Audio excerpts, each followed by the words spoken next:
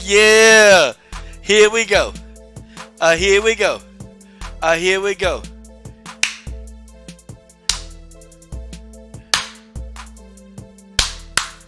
Here we go. Here we go. Coach Shelton Harrison. There never be no comparison. Yes. I've been waiting to come on here and talk to y'all. Welcome to the Biased But Balanced Podcast. Episode 24. Man, I'm glad y'all here. You're going to join me tonight. You're going to join the coach live on the Coach's Show. The Coach's Show live. That's right. Biased But Balanced, baby. I got a lot to talk about tonight. I got to get some stuff off my chest. Robert Henry, Marcus Bell. What's up, Batty B, baby? How you doing, baby? You know it. You know it. Glad Batty B bad, girl. We brought the New Year's in bad. And I didn't put this in the title. You know, I'm going to talk about Bud Crawford. Adrian Broner is an idiot. I got a special message for Fred Hawthorne at Barbershop Conversations. We're going to talk about Wilder Fury 2.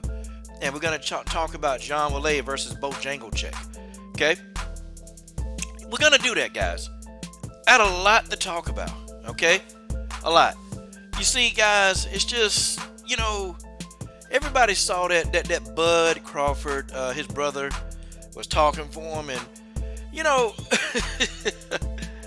oh, man. Mahari Sports Nation Podcast salute. Hey, Mahari. Definitely, man, I'm going to get your thoughts on this whole thing, man. I'm going to get your thoughts on this whole thing, okay? I want to, you know, and if you got some time, because I want to get your thoughts in. I'm going to re-loop, but I want to talk, after I talk about the Broner stuff, then, man, I want us to go back and talk about, you know, what Bud doing and all that. Well, I'm going to talk about Bud first, okay? Then I'm going to talk about Broner. And then, you know, I want to go back and, you know, like, have you come on in, man. So just let me know, man, what you want, man, and we can go ahead and get it in. But that's my boy, Mahari Nation Sports Podcast. He just reached over 400 subscribers, y'all. Just reached over 400 subscribers. And y'all know what happens here. When I get 10 people in the building, I go ahead and start the live stream, okay? I don't wait. I just don't wait till, you know, whoever comes. I just 10. That's it. Because I know if I got 10 people in the live stream, I know that them 10 people that mess with this channel. I see my man George Page, Marcus Bell, Eddie. I see all of you guys down here. Guys, I'm just going to talk some real truth. And I do have a message for Adrian Broner. Okay, I do. I have a message for Adrian Broner. I know that this is mostly a boxing podcast, okay? And I know some people are saying, Coach, come on, man, what about the WMMA streams? If everything plays out, you know, sometime this week, maybe Monday or Wednesday, I'm going to have a WMMA stream, okay? All right. Let's go ahead and get it. Terrell Knox, Broner is effing up really, really bad, man. He is. Okay, guys, that's 10 people in the building. The music stops. And we're going to go ahead and get this thing, rolling now, okay? Okay, folks. Bud Crawford. There's a reason why I put this particular photograph of Bud Crawford on the screen. Okay, there's a reason why I did that. And I know that a lot of people in the comment thread, you know why I did it, okay? You know why I have him in the photograph with these top-ranked ring girls. Y'all know. This guy, Bud Crawford, he's gonna surprise everybody. Okay? Bud Crawford, Buck 2 Bojangling Bud, he's going to shock the world. And I keep saying that and keep saying that. Okay? I keep saying that. I keep saying it over and over and over. That Bud Crawford, he's going to shock the world. Okay? DJC, we'll check the promo out. Okay? We'll check it out. But I gotta kick it on this boxing content for a minute. And we're gonna make it do what it do. Bud Crawford is gonna shock the world. Okay? There's a reason why I chose this photograph. There's a reason why I did it. Okay? Bud Crawford he's saying a lot of stuff, guys. He's saying a lot of dumb stuff. And you know what, man? You know, that whole little live stream he did with his friend or his brother, whoever it was, okay? The guy, the guy just made Bud Crawford look even much more like a damn fool. Like he just made Bud look like an entirely damned fool. He did. And I wanna address some things, okay, about this guy. I wanna address some things, okay? The guy said all you YouTubers that they've never had a fight before, okay? Never had a fight, never did this, never did that. Okay, listen, man. We're not butt kissing, okay? We're not butt kissing. What we trying to do, Bud, is we're trying to get you more exposure because it appears to me that Top Rank not giving you the exposure that you need, Bud. How we gonna explain this? How we gonna explain all of this, guys? I mean, am I lying? I mean, am I actually lying, guys? What I have to lie about? I see Bob Arum promoting Tyson Fury. I see Bob Arum promoting Vasily Lomachenko. I don't see him promoting Bud. Guys, listen. The whole time that Bud versus Mean Machine was going down, did you guys see a lot of promotion on ESPN? And Toski Rolls, nobody's hating on Bud. What you need to do is you need to listen. You need to listen. Like you really truly need to listen. And if you really want to dispute it, call in. Go on and call in. Call a hotline now. Toski. Call the hotline. Listen, man, I don't block people for having a different opinion. I don't do it. Okay? I let you say what you're gonna say. As long as you're respectful, I let you say what you're gonna say. Oh, Joe Burns in that super chat. Big Joe Burns. Chicka, Big Joe Burns. Joe Burns in that super chat making it happen. Uh-oh. Uh-oh. Uh-oh. Uh-oh. Uh-oh. Here comes Joe Burns. Uh-oh. Uh-oh. Uh-oh. Uh-oh. Uh-oh. Okay, my man Rashid Muhammad. Also in the super chat. Uh-oh. Uh-oh. Here come Rashid Muhammad. Uh-oh. Uh-oh. Here come Rashid. Uh-oh. There it is, y'all. There it is. But guys, listen. What I'm saying to you guys, okay? But YouTubers, we're not following behind you kissing your butt. Dude, that's not what we're doing. We're trying to give you free exposure. Okay, we're trying to do it. And see, Bud Crawford and his goofy brother, they don't get it. They don't get it on platforms. Okay, listen, it's not going to be Hispanics that support Bud Crawford. Okay, it's not going to be Hispanics that support Bud Crawford. Okay, guys, it's not going to be Asians that's going to support Bud in large numbers. Now, I'm not saying that those people won't ever support Bud. Some will, but not in masses. It's not going to be Russians. It's not going to be the Russians that go in mass numbers and support Bud Crawford. You know who's going to support Bud Crawford? It's black people. It's black people. That's who's going to support Terrence Bud Crawford. That's who's going to support him.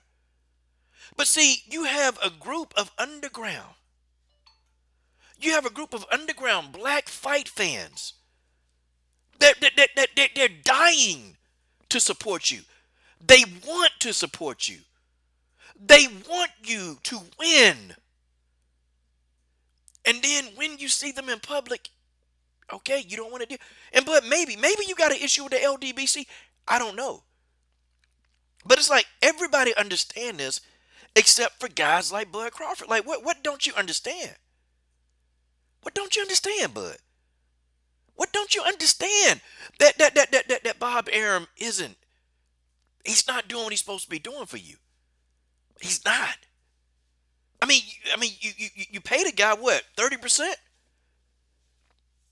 I hate when these guys say, y'all don't know anything about boxing. You YouTubers don't know anything about boxing. Oh, well, we don't. I tell you what, I think we know enough to see that your promoter is doing a horrible job for you. And you still paying him. But how do we explain all of this? How do you explain all this? Okay, how do we really get to the bottom line and explain all of this? What do we do? Like, seriously. See, Toski, I gotta disagree with you. Yeah, I'm sure he does stuff for his community. I've seen him. We're not hating. Listen, Bud do interviews. He do interviews with Brendan Schaub, who's a racist. He did an interview with Ho Rogan, who's a racist. He did an interview with Kevin Aoli. I mean, how are we going to explain all that? I'm talking about these are sit down interviews.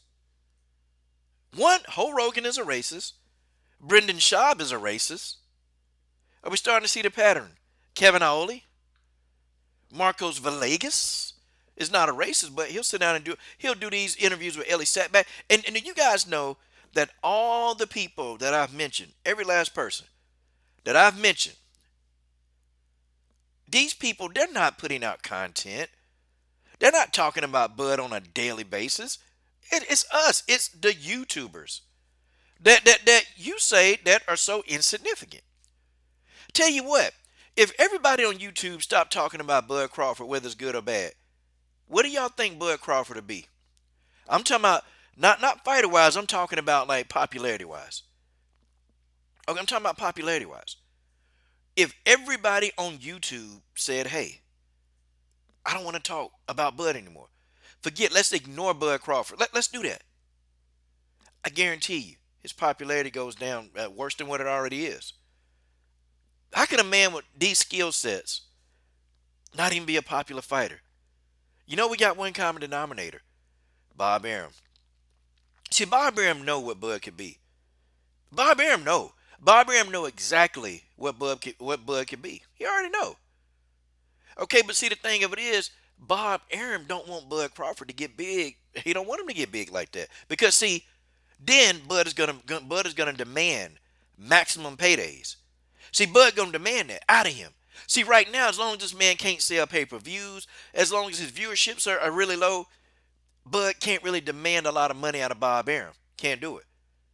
Why y'all think the Pacquiao fight? The Pacquiao fight didn't happen. Bob Arum, it's not us, Bud, or whoever that guy was.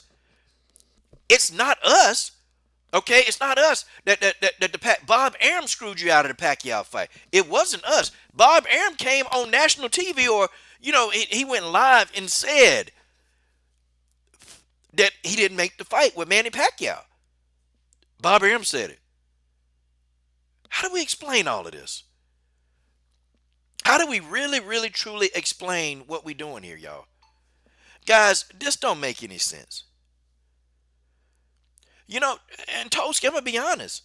I don't even know if he should go to the PBC. I'm just saying, listen, man, listen.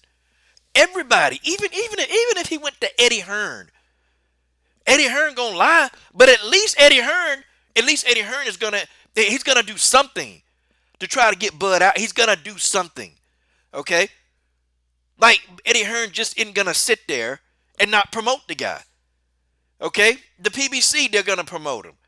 Okay, I mean, anybody do a better job than Bob Arum? Like, what the hell, man? Hell, even if he went to somebody as crappy as Kathy Duva, she would try to promote him better than this. I'm saying, I don't even know if the solution is go to the PBC, Toast. See, I'm not saying, because, hey, I'm sure that he would get promoted over there. I'm sure that he would. Okay, but he can go to Eddie Hearn. He can go to PBC. He can go anywhere. But Bob Arum. Bob Arum got a history of this stuff, y'all. I mean, he couldn't promote Miguel Cotto. Cotto left. Mikey Garcia got the hell out of Dodge. Floyd Mayweather Jr. got the hell out of Dodge. Oscar De La Fishnet Pantyhose. Okay?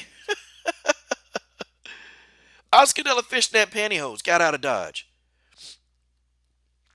Now, I'll tell you something, Toski. The reason why I don't think Hearn promote Andrade that well. Andrade been inactive, man. He been hella inactive. And it's almost like, man, Andrade is thirsty to me. Andrade is thirsty. You know what, though? I bet if Eddie had Bud, I bet Eddie would be trying to put him in there with anybody he could. It's like Andrade, man, they're trying to get Andrade to fight Canelo. And it's almost like both of these people, they fight at the zone, but they can't really get the fight made, And it's just what it is. For whatever reason, Andrade can't get a fight. He can't even get a fight with the Charlos. I don't know. Okay, Andrade follow these guys at their pressers and all this other mess. But Andrade been doing some effing up too, man. Andrade been doing some effing up too. Andrade been running around here, man. With dressing up like Prince. Driving, with a weapon in his bag, and God, dog, man. And it's like Andrade ain't getting no younger either, man. I don't know what's wrong with Dudu Andrade. I don't know, but I tell you this, man. I tell you this. You know, I can even understand if Bob. I'm gonna tell you something, man. I can even understand if Bob even went down that route and just tried, man. Like, I'm gonna tell you the only promotion that I've ever seen Bob do with Terrence Crawford, and maybe y'all remember this. It was a special on HBO, and it told you all about Bud Life, and it was real good. The problem was they did that promotion with Bud. They did that HBO special with Bud. That HBO special, it was golden, man. It was good. But see, they didn't do anything after that to build the fight. So nobody really knew. It was when he was fighting Post Style. Yep.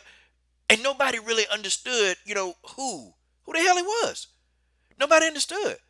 He wasn't getting that promotion. Hell, I didn't even see Bud Crawford, name on HBO when I had HBO.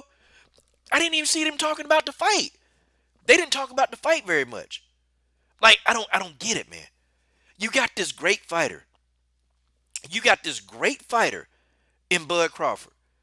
Okay, you got probably one of the most skillful fighters in the game right now. That's Bud Crawford. Hands down. This man can get in there and possibly beat anybody at 147. I said he could. I ain't say I didn't say it's like 100% sure, but I'm saying he could beat anybody at 147.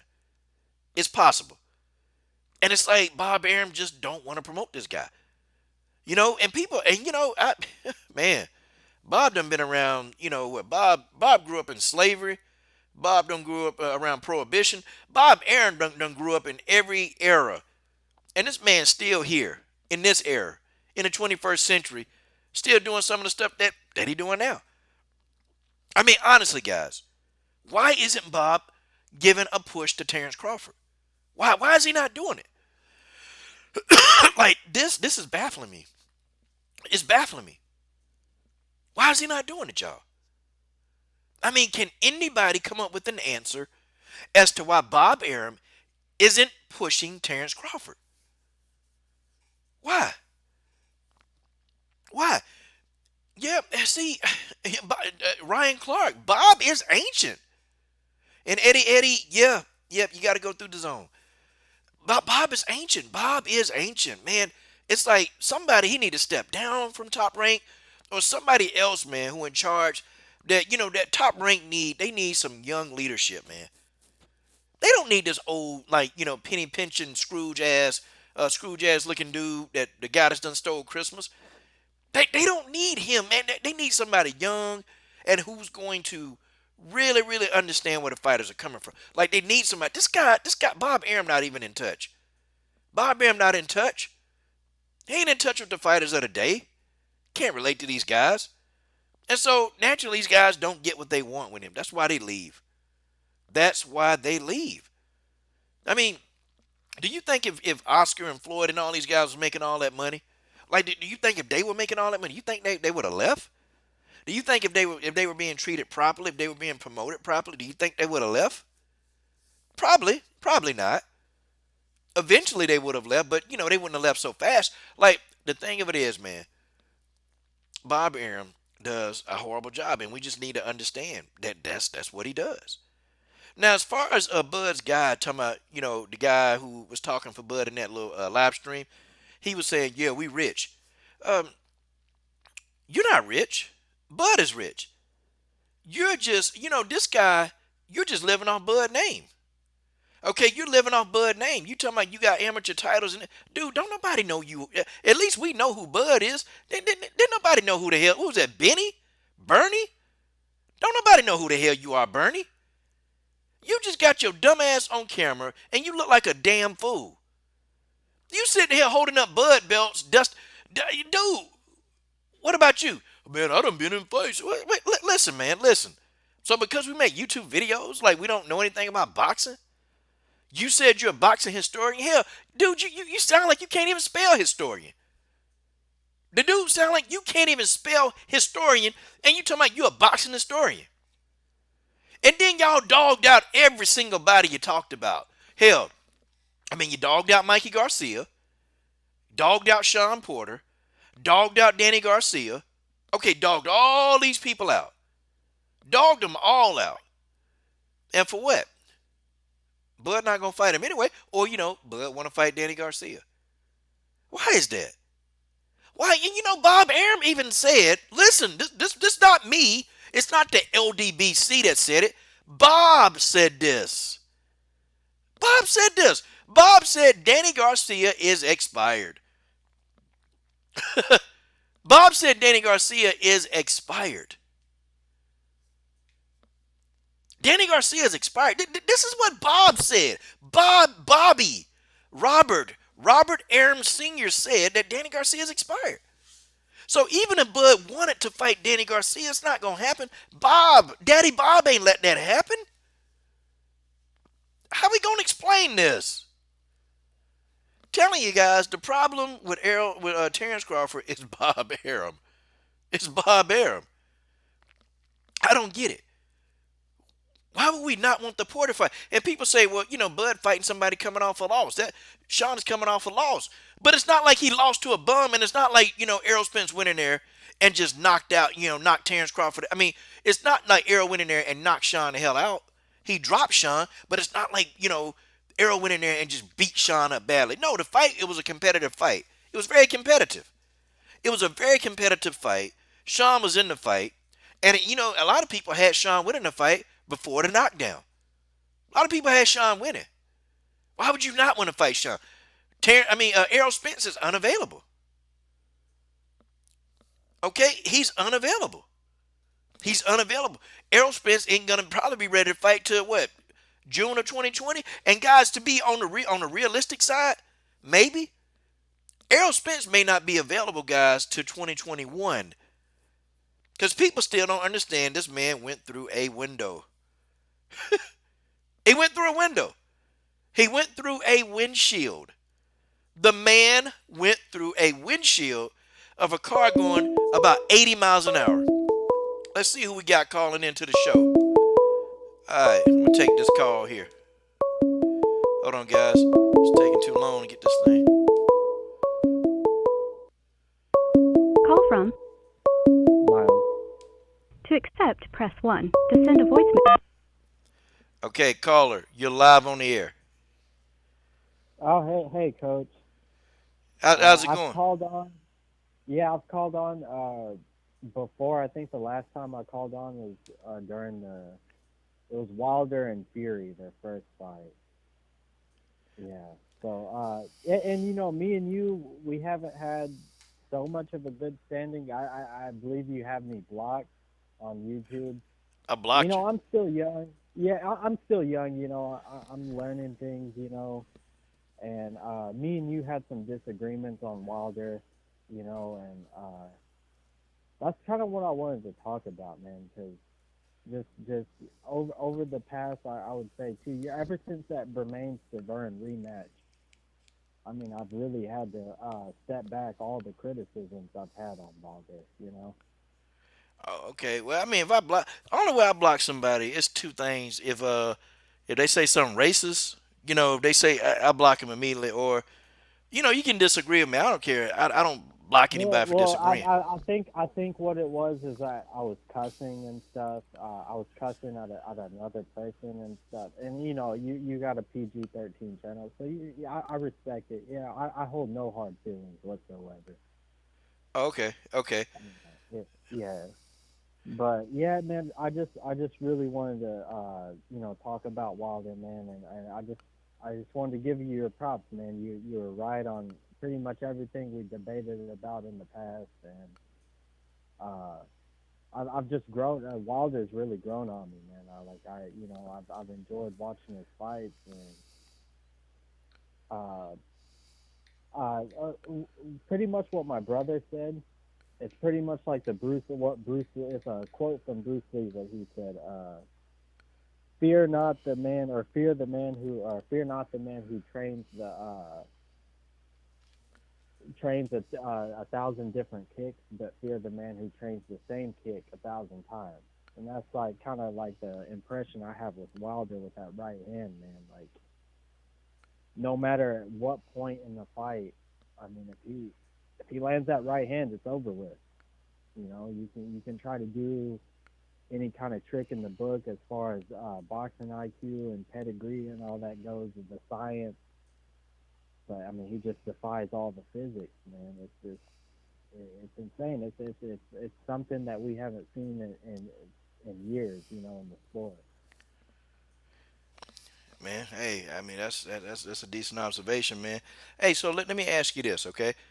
What do you think, man? What do you think now about this whole the whole like the new information came out with the Terrence Crawford and pretty much his brother going on a rant, like a social media rant. Like what are your thoughts about this whole thing?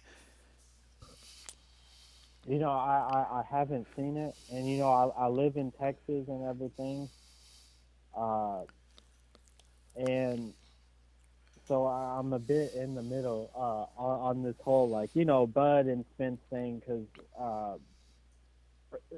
normally people tend to lean on like one side of the things. I don't think either one of them are ducking each other, you know. But I didn't see the video though that you're referring to.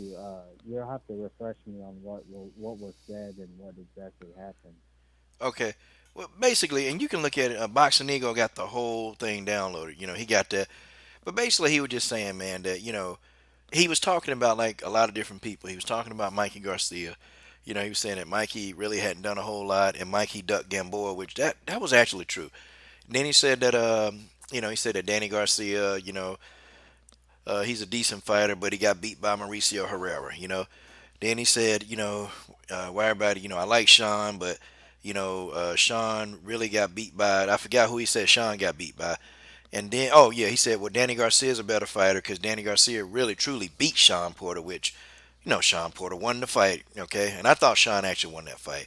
And then this guy was saying that people I running behind him, and oh, go ahead. Oh no, I was agree. I thought Sean won the fight as well. Yeah, I just thought Sean put more hands on him, man. I thought Sean was outworking him basically.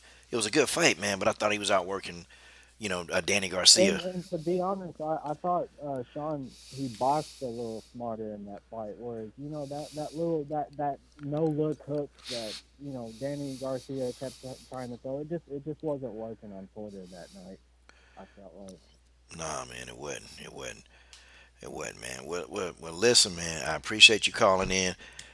Taking time out of your day to do so, man, because you could be doing something else, man. But you chose to make a phone call, man. So definitely, man. I appreciate you calling in, caller. Oh yeah, yeah, no problem, man. You guys be sure to hit the like. Be sure to subscribe to the coach, man. He's got some good insight.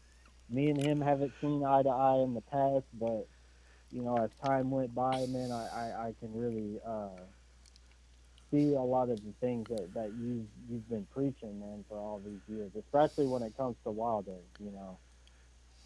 I'll have to eat crow on that one and admit that I was completely wrong about Wilder. It looks on the outside as if he has no skill, but hey, if one of those punches lands, you know, it's night night. And Yeah, it's lights out, man. If somebody can box him for 12 rounds and stay away from that right hand, it'll be in business, man. But he's always found a way to land it. So, um, and I think the person that's gonna give him the toughest fight is Tyson Fury. I think so as well. I think pretty much the way it all works is I think that pretty much Fury is a bad matchup for Wilder. Uh, AJ is a bad matchup for Fury, and Wilder is a terrible matchup for Joshua. I mean, if we're getting real, you know, I like Joshua. He's a nice, humble guy, but I don't think his chin can hold up to that kind of punch. I really don't think it can. I don't think AJ can handle it either, man. Okay, well, caller, thank you, But man, for anyway, calling. I'll Okay, yeah, I'll let you go, man. And thanks for having me on, Coach. yes, sir, no problem, man. Call in anytime, sir. All right, take care. You too. Okay, guys. That was a caller. He called in. Awesome, awesome. Okay, so General Africa, I see him in the building. I see my girl TT in the building. TT, stand up. Trying to get TT discussion on this women's MMA. Trying to get her in here, man. She said she's gonna come in here one day. We'll see. But Tay Tay Brown, when I get to the Jean Malay portion and Bojangleczyk, I want to come in and get some of your commentary. General Africa and Mahari Sports Nation. I want to get some of you guys' commentary. I know you guys, y'all come in and support the show. I definitely want to get your commentary to see what you guys think about some of the stuff that's going down. Okay, guys, so I'm going to go ahead and I want to address one more thing that the guy said about the YouTuber. And I want to say this, okay? We have a lot of YouTubers that know a lot about boxing, okay? I would challenge this guy to actually go and have a discussion with Blood Boxing. I bet you Blood Boxing would eat him alive. Okay? I would challenge this guy to go have a discussion with Scrapbook Boxing. Okay? I would challenge him to do that. Scrapbook Boxing would eat him alive. Okay? I would challenge this guy. I mean, he can come in and have a discussion. And because all he only know modern day fights, man. I would love to have a discussion with this guy. Okay? And I would ask him some questions like, how do we explain some of the stuff that's going down? Okay? How do we really explain some of the stuff that's going down? How do we do that? How do we do that?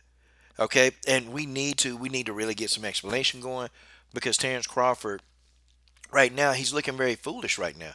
He's looking extremely foolish, and it's like he only has himself. I could roll with Terrence Crawford. Okay, I could roll with him, but he's complaining now. He's saying, well, people don't support me. People don't do this. Well, we're trying to support you. We're trying to. But when you act like the back of a giraffe's ass in public, I mean, you make it hard for people to support you. And I'm telling you now, okay, it's gonna be black people that support Terrence Crawford, guys. That's a fact. It's not a racist thing to say. It's the truth. Okay, I've said it before. The Hispanics, they're not gonna come out in drones and support Crawford. Okay, they're gonna support another Hispanic fighter. The Asians, they're not gonna come out in drones and support Bud Crawford. They're gonna find an Asian fighter. Okay, the Russians, they're not going to support Bud and Drone. Some will, but they're going to find another Russian fighter to support. An Irish fighter, guess what? The Irish people, they're going to find somebody from Ireland to support. Black people are going to support Bud Crawford. That's the basic. That's most of his fan base. Black people. Well, I mean, YouTube is it's just it. It's infested. It's infested with black people. And the LDBC, we go hard. We go hard, okay? We go real hard. And we support fighters. And people turn it into this little rift between Bud and Arrow. It's not that, okay? Like, I can like them both. I can like them both if I want to. I don't really see, people running around here, going crazy. I mean, you can like both. I'm not giving people, a way to push. Okay? That's what I'm saying. I'm not giving people, guys. I'm not giving people a choice. You can like who you want to like. I mean, you can actually you can actually have your own opinion. You can have your own opinion. I don't care. But I ain't gonna be criticized for my opinion. It's just that, and I'm gonna get off of Bud Crawford, okay? I'm gonna get off of Bud Crawford with this, okay? I put the photograph of Bud up there for a reason. Okay, I put that up there. You guys probably know why I'm talking Bud Crawford. Why I got that photograph up there. You guys probably know exactly why. And Bud Crawford, guys, he's gonna be a disgrace to all of y'all. And I'm telling you, Bud Crawford is going to disappoint you. Folks, I'm not trying to be mean. I'm not trying to hate on the man. I'm not trying to. But he's gonna do it. He will do it. By summer of 2020, this man, he's going to disappoint you. I want to see the fights, guys. I want to see the fights. I do want to see Bud versus Arrow when Arrow has recovered. But in the meantime, if we can't get Bud versus Arrow, why not Bud versus Porter? Why not? I'd rather see that than Bud versus Garcia. Danny Garcia is slow, man. He's slow as hell, and Bud would just outbox this guy to death, man. And they know Danny's slow and flat footed. They know he is, man. Danny Garcia is slow and flat footed. A guy like Bud will box circles around Danny Garcia. Now you get in there with Sean Porter. You get in there with Sean Porter. Listen, I'm telling y'all now. You get him in there with Sean Porter. Ooh, now. See, now we got to fight. See, Sean Porter, he ain't flat footed. Sean Porter is athletic. He athletic as hell. And Sean Porter, guess what? He can move, man. Sean Porter can move. It is what it is. Okay, guys, I want to talk about this whole Adrian Broner situation. And after I talk about Broner, then we're going to come in and we're going to get some more opinions, okay? Okay, Adrian Broner. I want to tell you do something. And I want to tell you do something now, okay? I want to explain to you guys that there are more and more people getting caught. Okay, there are more and more people getting caught, okay, trying to, DM underage girls. There are more and more grown men that are trying to, get with underage girls. They're trying to. And I don't understand why people do this because when you DM an underage girl, they're going to keep the DM. Okay, that they're going to expose you. Okay, and you got some that think they grown. And see, I'm going to tell you, Adrian Broner, I'm going to tell you what he was doing. And y'all probably going to be like, hold on, I'm finna educate y'all. See, Adrian Broner looked at this bad Barbie girl, right? He looked at her. He knew that the girl is dysfunctional. She's very dysfunctional. Okay? Adrian Broner knows this girl is extremely dysfunctional. Okay, she got a lot of mental issues going on upstairs. So to Broner, that's easy prey. But that's how all these Holly weirdos do. That's how every last one of them do. They go after these young girls that's got these family problems. They go after the young girls with the daddy problems. See, they go after those type girls. And they know that those girls are easy pickings because they're looking for love. Okay, they're looking for love in the wrong places. They're looking for love everywhere except for loving themselves. And they go for the kids and the young ladies that don't love themselves. That's why.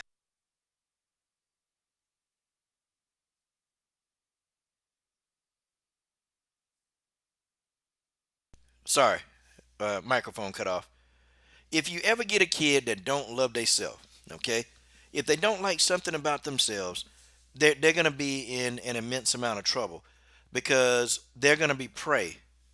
They're gonna be prey for some grown, rusty, crusty, grown men. Like they're gonna be prey. Adrian Broner knew exactly what he was doing, and I know some people they're not gonna like that. Adrian Broner knew exactly what they were doing.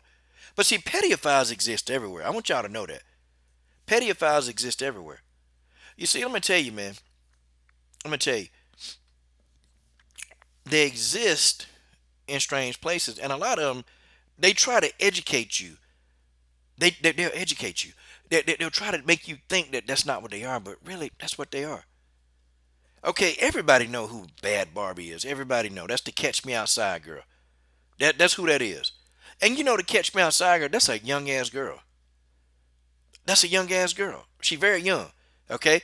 There's no denying it. When you look at this person, you know that this is a young girl. Okay, she don't even look old. I mean, she dressed like she old. She dressed like she older. Okay, but everybody named Mama know that this girl is underage. Broner knew this, okay? But Broner is like all the Holly weirdos. He just like them people. They try to entice these girls. It's just like with who was that? That's just like with Woody Allen. Woody Allen adopted a girl, and when she became of age, he married her. Like, what the hell kind of sick shit is that? Like, I'm telling you, man, this is the weirdo stuff that these people do. And I'm telling y'all now, man, it's acceptable. George, she don't look 20, okay? This girl don't look 20, man. She look like a 16-year-old. Really, she look like she 14, 15, okay? I'm just being real with you. She don't look 20 years old. Nowhere near it, okay? And I wouldn't be surprised, guys, how many grown men DM young teenage girls. I guarantee you, there are many people that do it. That do it. And knowing damn well that the person is underage. They do it. And most people, they put their age up on the front of Instagram. But then, how many of them they don't put their age and people still go in and try to DM them and they tell you, "Hey, well, I'm 17, I'm 16, I'm 15." How many people still would try to go in and holler at that 16-year-old because you think they're of age? See, I'm gonna tell you what Broner's plans was. And I'm gonna tell you he was gonna try to holler at this girl. He was gonna keep trying to holler at her, and then till she became 18, then he was gonna really make a push. When that girl turned 18, everybody and their mama gonna be DMing her trying to get with her. I'm just trying to tell you that's what's gonna happen. Bad Barbie, you can tell, man. You can tell she got them mental issues, man. You can tell.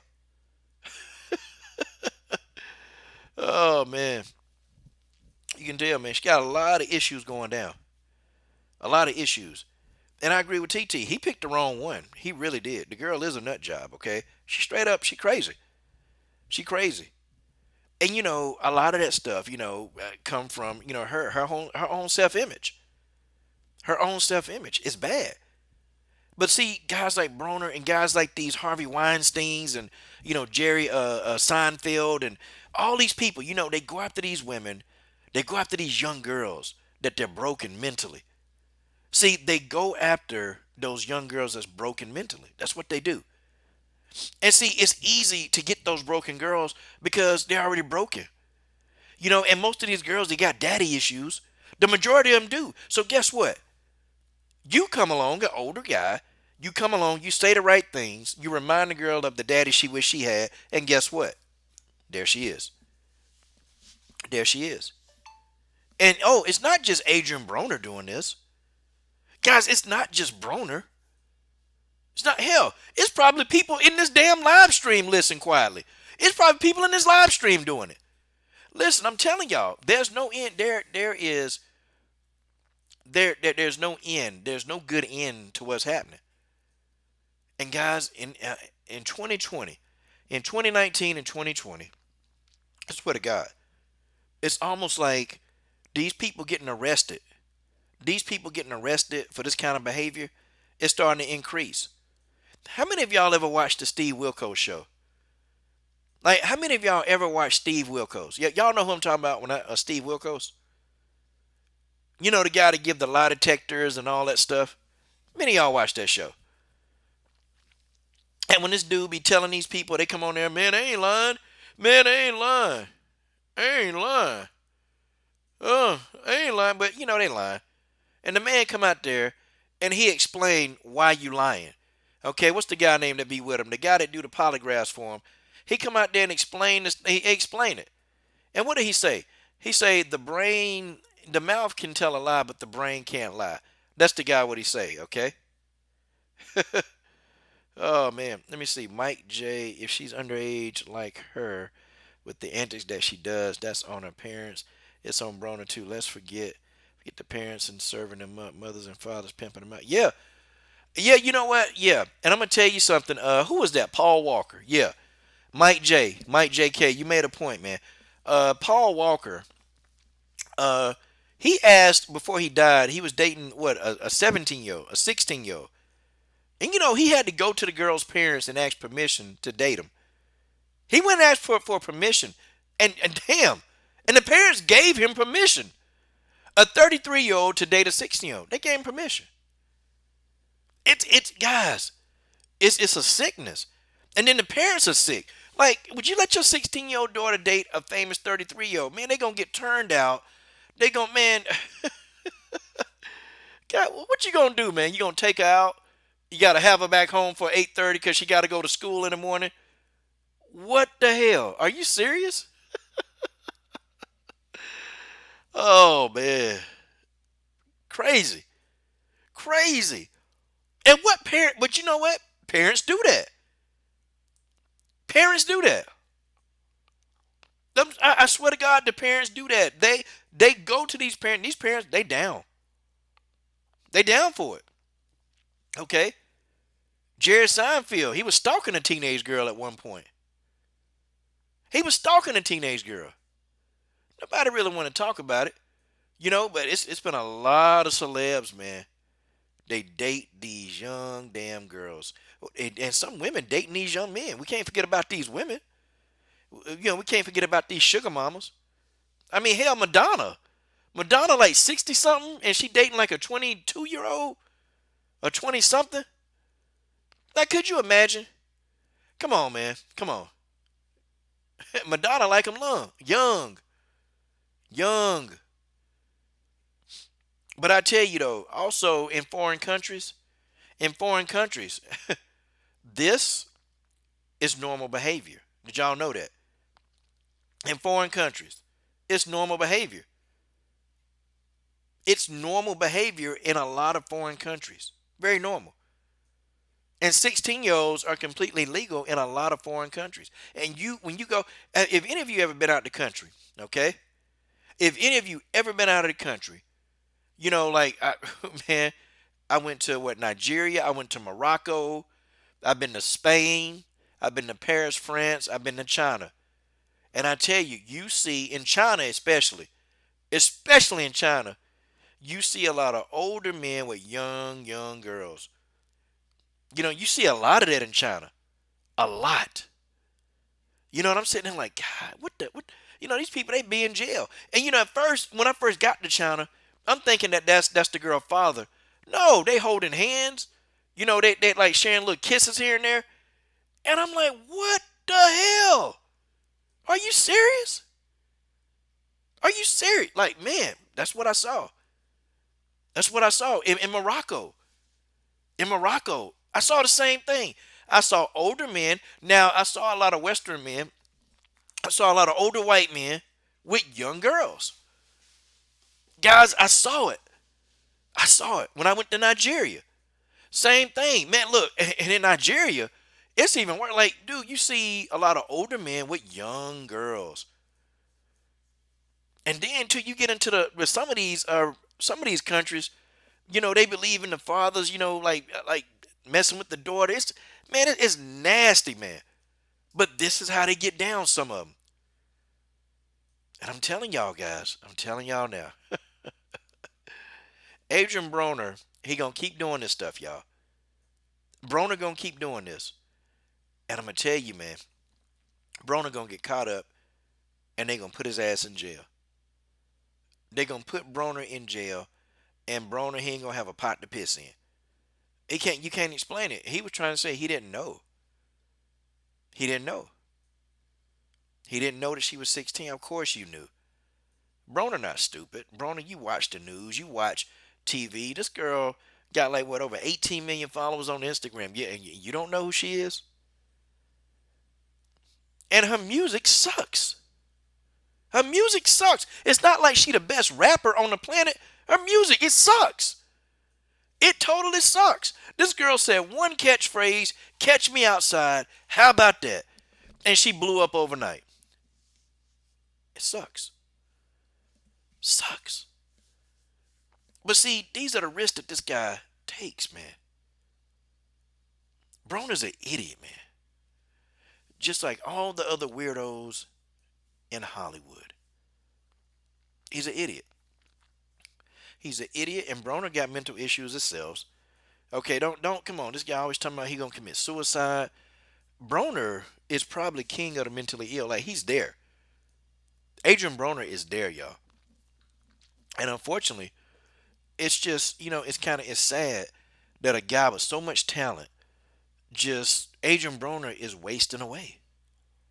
Like, guys, Broner is wasting away right now. And it sucks. It sucks. Can y'all get it, man? I could really go in, okay? I could really go in and tell y'all some deep, dark stuff about this entertainment industry, about just a lot of stuff. And part of me, sometimes I do want to make videos telling y'all about the dark part of this whole thing that people don't want to talk about. And I can tell you. I can tell y'all about rituals right before your eyes. I can tell you about a lot of those things.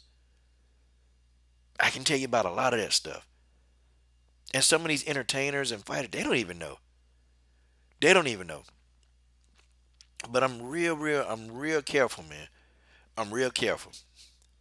Because you just never know. You just never know. And I wouldn't be surprised if Bad Barbie become a sacrifice. Like the other 21-year-old rapper. They still don't even know how she died. What's her name? Lexi? They still don't even know how she died. But the situation around her death is very mysterious. Lexi's death is very, very, very mysterious, man. Extremely. But don't nobody really want to talk about this girl's death. Nobody want to talk about it. Well, nobody want to talk about what happened. Bad Barbie, she gonna be in some bad trouble. Because I'm sure Adrian Broner not the only person that DM'd her that's underage, that's over age. I'm sure he not. But see, Adrian Broner had a name. So she put him out there. She exposed him, okay? But there probably been other men. I guarantee you, we can look at her DMs. I bet you the majority of those are from grown men. The majority of them are from real grown men. Okay? You got men right now. You got men right now that's getting arrested for trying to go meet up with teenage girls. You got men that'll do that. You got tell me, man. You got men that will do that. They'll do it. Hold on 1 second. There's a caller calling in. See who we got. Okay, hold on. Incoming call. Let's get it in. Let's get it in. Call from. Obil Mahari, Mahari Nation Sports Podcast. To accept, press 1. To send a voicemail. Okay, Abel Mahari is in the building. Abel, how you doing, sir? Man, how you doing, Coach Selton Harris? Happy New Year, my brother. Man, happy New Year, Abel Mahari. That's my man. Man. 400 subs, man. Congratulations. Thank you so much, though, bro. Much appreciated, though, man. I've been busy with the channel, putting out content now. It's the new year. I'm working myself to the ranks, man. Working hard. Man, that's what you do, man. You just gotta, go give it to Junior the truth, man, and everything will be okay. Yes, right, absolutely. Now, I was listening in about your spit about Adrian Broner, and what this guy has been. Let me be on. Let me put my 2 cents about AB. The thing what I didn't respect about AB is that the guy was just not humble. He was the kind of guy that took everything for granted, never really worked on himself to be great. When I first saw Adrian Broner fight in the ring, I never really was sold on him because I could just simply tell the way that he was fighting and the way he conducted himself, in the ring, out the ring.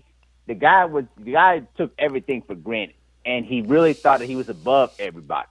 And then what really came to fruition, though, is that after when he got beaten up by Marcos Maidana, it was the first time in his boxing life that somebody stood up to the bully and got beaten up, and he was never the same after that. After that, everything went out of control. He never got the rematch. He lost to Sean Porter. He also lost to Manny Pacquiao. I mean, the thing is, he's now just fighting just to make a paycheck.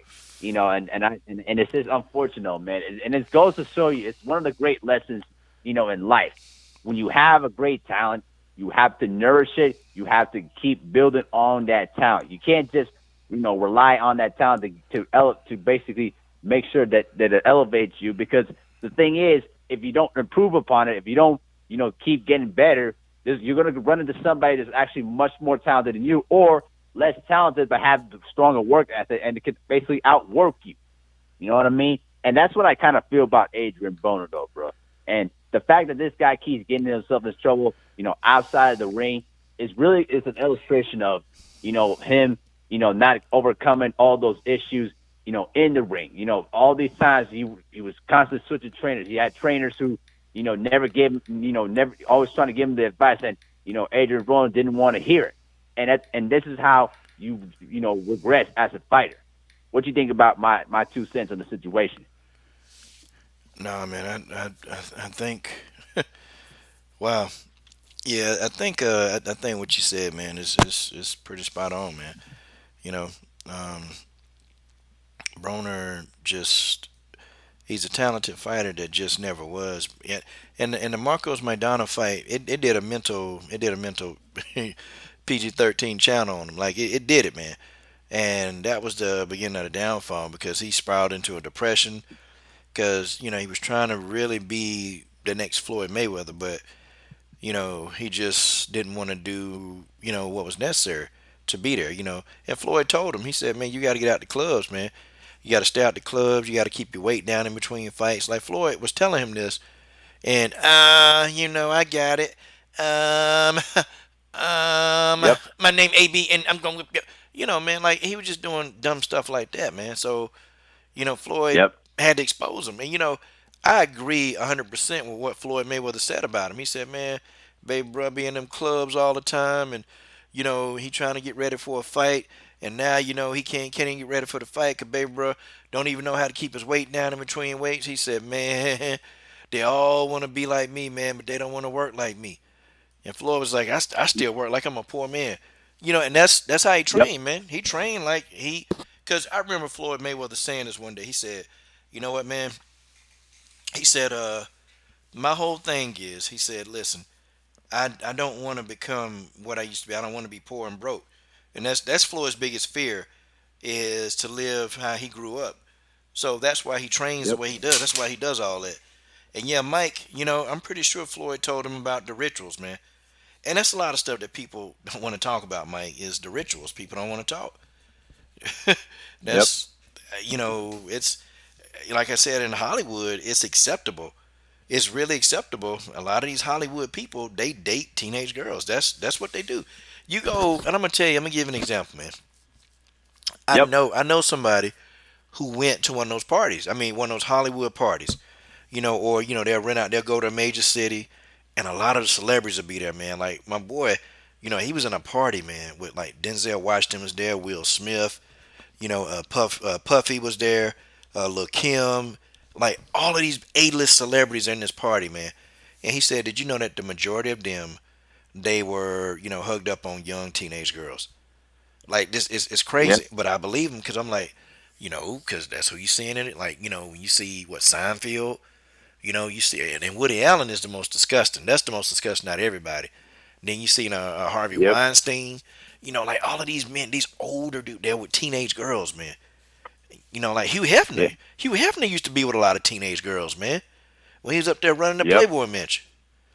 Like, damn, Yep. man. They don't. They don't.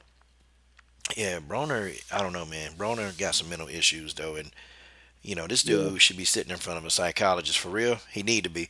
And then after he started talking about he wanted to commit suicide, he definitely need to be sitting there. Adrian Broner probably need to be, seeing a shrink at least 3 to 4 days a week, man. And then they need to start. I'm not a big follower of medicating a person, but he definitely need to be on some mild sedatives, man, to stop those thoughts, man, to help him relax a little bit, and because he's Yeah. sporadic, man. He go places like dude is banned from Uber. He's banned. He can't even use Uber anymore. Like he was doing so much stupid stuff on Uber, man. They got him out of there. Um, and then he was escorted from the mall, man, in handcuffs because he grabbed some woman by the coochie, man. Grabbed her. He pulled a Donald Trump, man. Grabbed him by the coochie.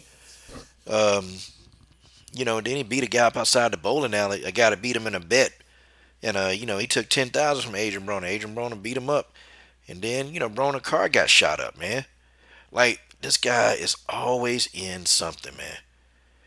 He always in something. And somebody gonna kill him, man. Somebody gonna kill this dude if he don't stop. Like somebody gonna kill him. Abel, you still there? Okay, guys. Abel Mahari will come back in. Um, what I'm gonna do, guys, I'm gonna go ahead and send out the links.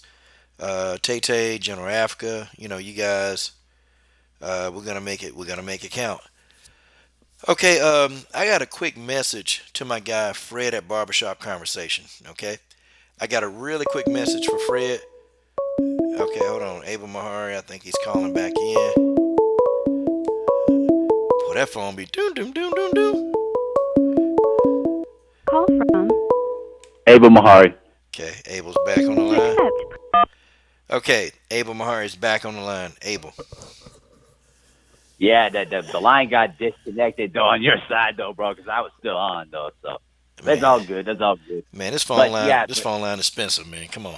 I don't have a Junior the Truth internet service. there you go, bro. Now you all good, man. It's always good to chop it up. But anyway, but yeah, I totally heavily agree 100% with everything you said, though, bro.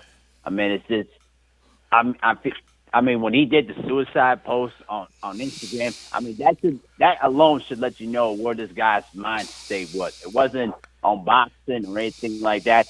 I mean, he just was falling out of sorts, and now he don't even care about boxing anymore. Now he's just out there doing dumb stuff, and it's a shame because he could have been if he would have committed himself to being great and trained and basically focused on his craft, he could have been one of the best in the welterweight division. But he just chose the wild lifestyle, and it's now hurting him.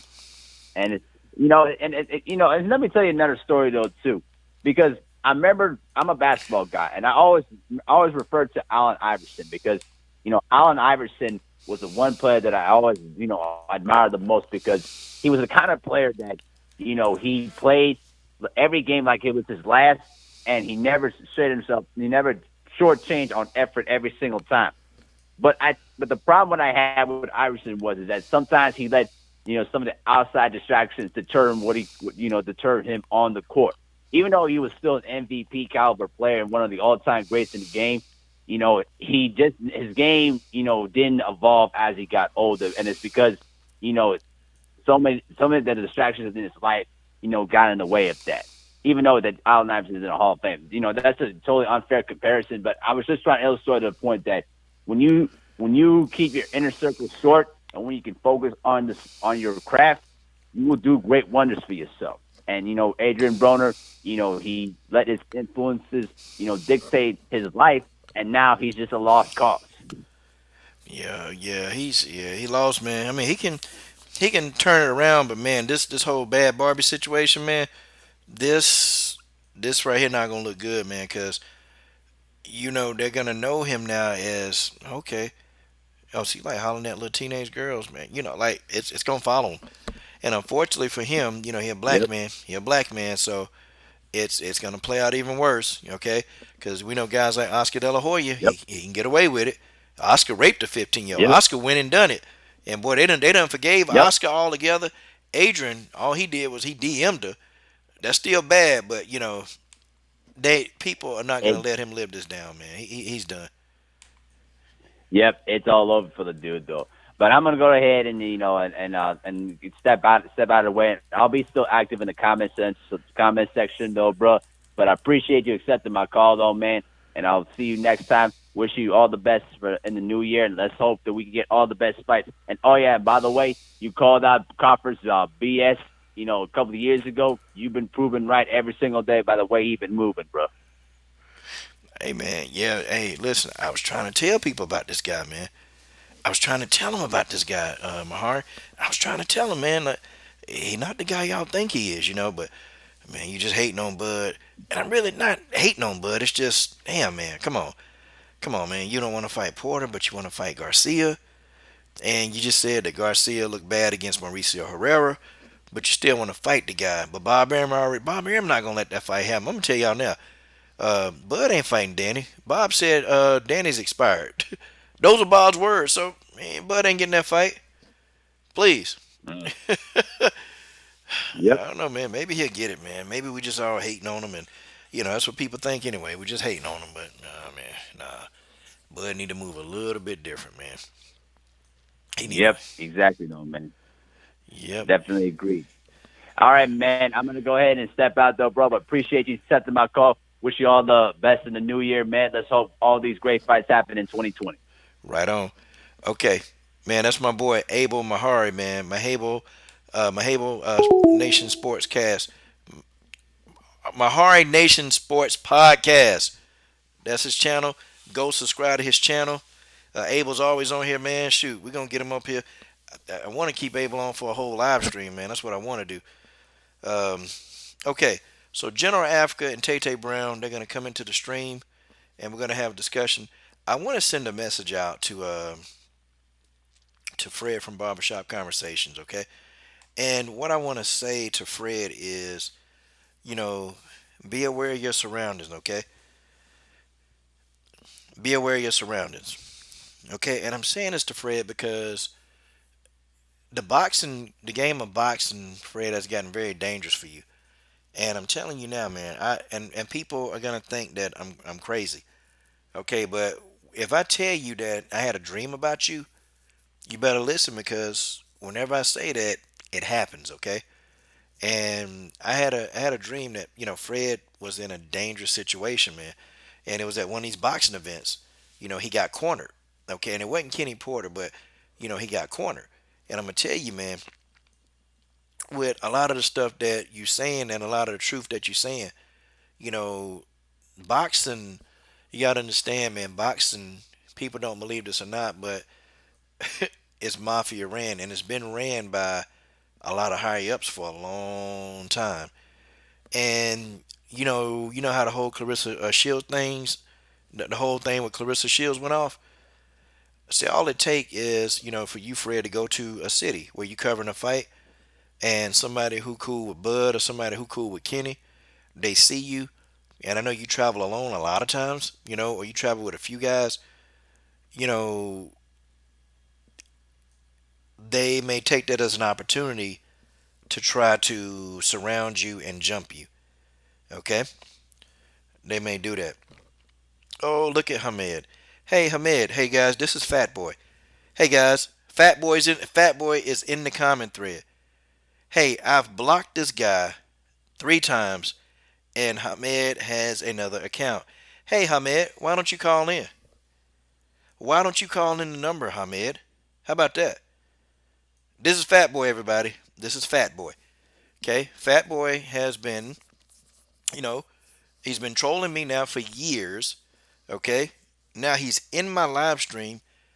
Assume the position, Fat Boy. Assume the position, Fat Boy.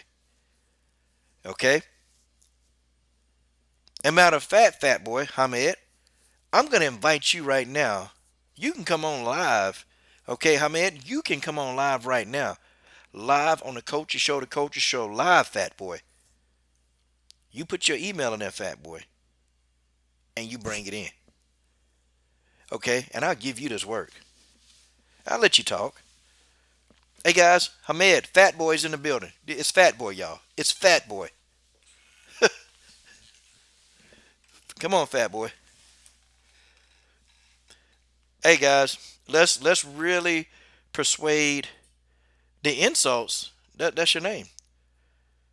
I've been calling you this for years. And Hamed, you've been dude, you've been insulting me for years, Hamed. You've been insulting me for years. Come on, Hamed. You've been insulting me for damn near 45 years, man. And I blocked you several times. Okay? 10% body fat. Assume the position. Fat Boy. I mean, all you got to do, just call on in. Or I tell you what, leave your email, Hamed. Leave your email. See, you can't prove that the LDBC does anything, Hamed. Okay? Hating on Bob Arum.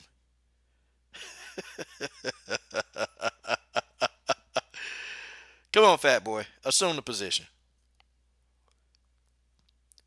I need you to call in now, Hamed.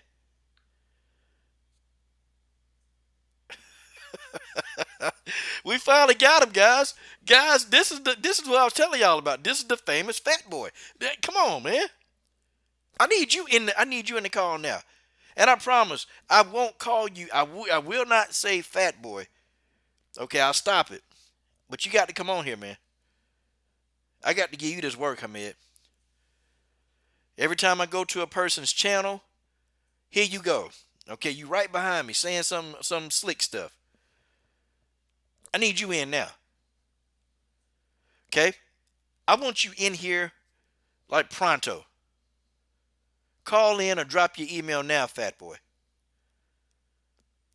Call in. You see, Hamed, I'm gonna tell you something, man. You've been put on blast. Okay, the call-in number is on the screen, Hamed. The number is on the screen. The call-in number is on the screen. call in now, okay? Or if you're comfortable, drop your email, and we'll just take care of that right now.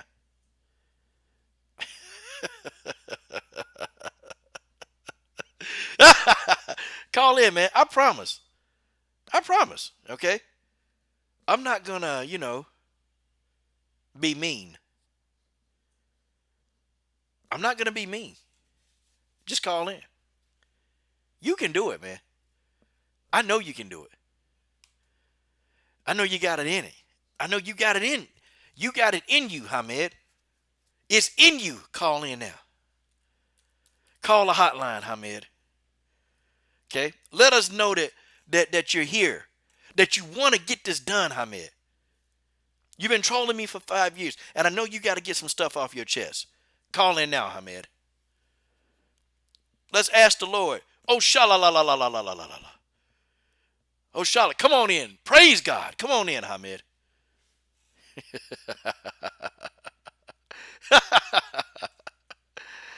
Oh, man. Come on, Hamed.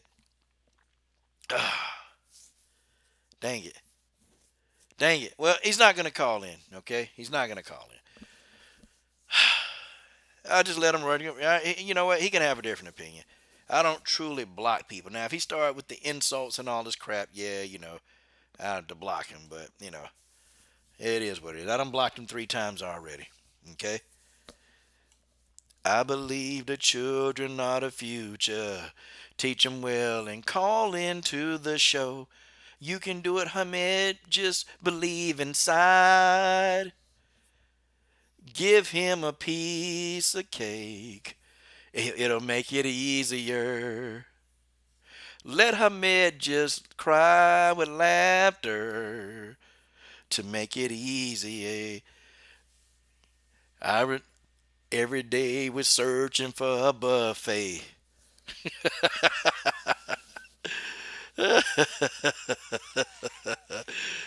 Come on in, Hamed. I've been wanting to give you some work. Cause I got to hear how the LDBC. Okay, I got to know how the LDBC is hating on Bud Crawford.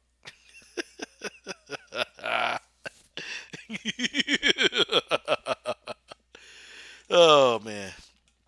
But anyway, guys, I got a message to Fred. Okay, Fred, I think you're gonna, I think it's getting dangerous for you. Okay, and I'm being honest with y'all, real talk. I had this dream, and if I have a dream about you, and if I tell you, be prepared because that's one of them dreams where you can just kind of change it around. Had a dream. Had a dream.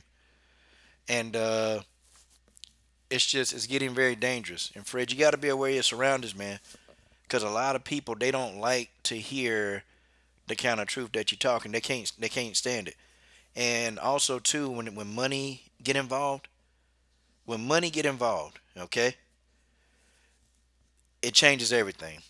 And if these people feel like, Fred, that you're cutting into their pockets, they're gonna do bodily harm to you.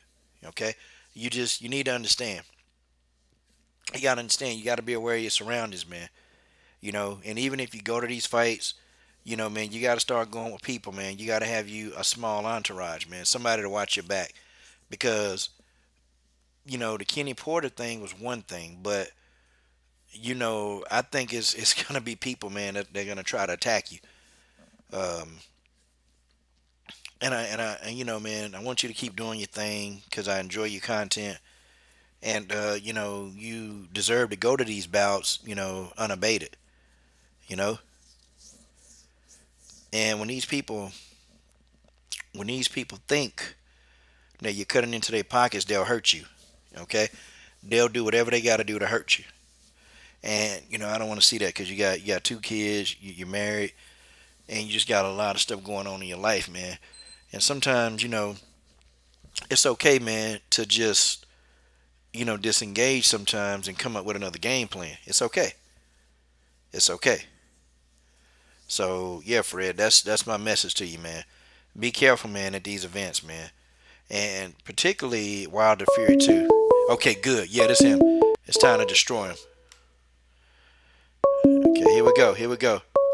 taking my screen too long to pop up. Come on now. Okay, here we go. Come on, answer the phone.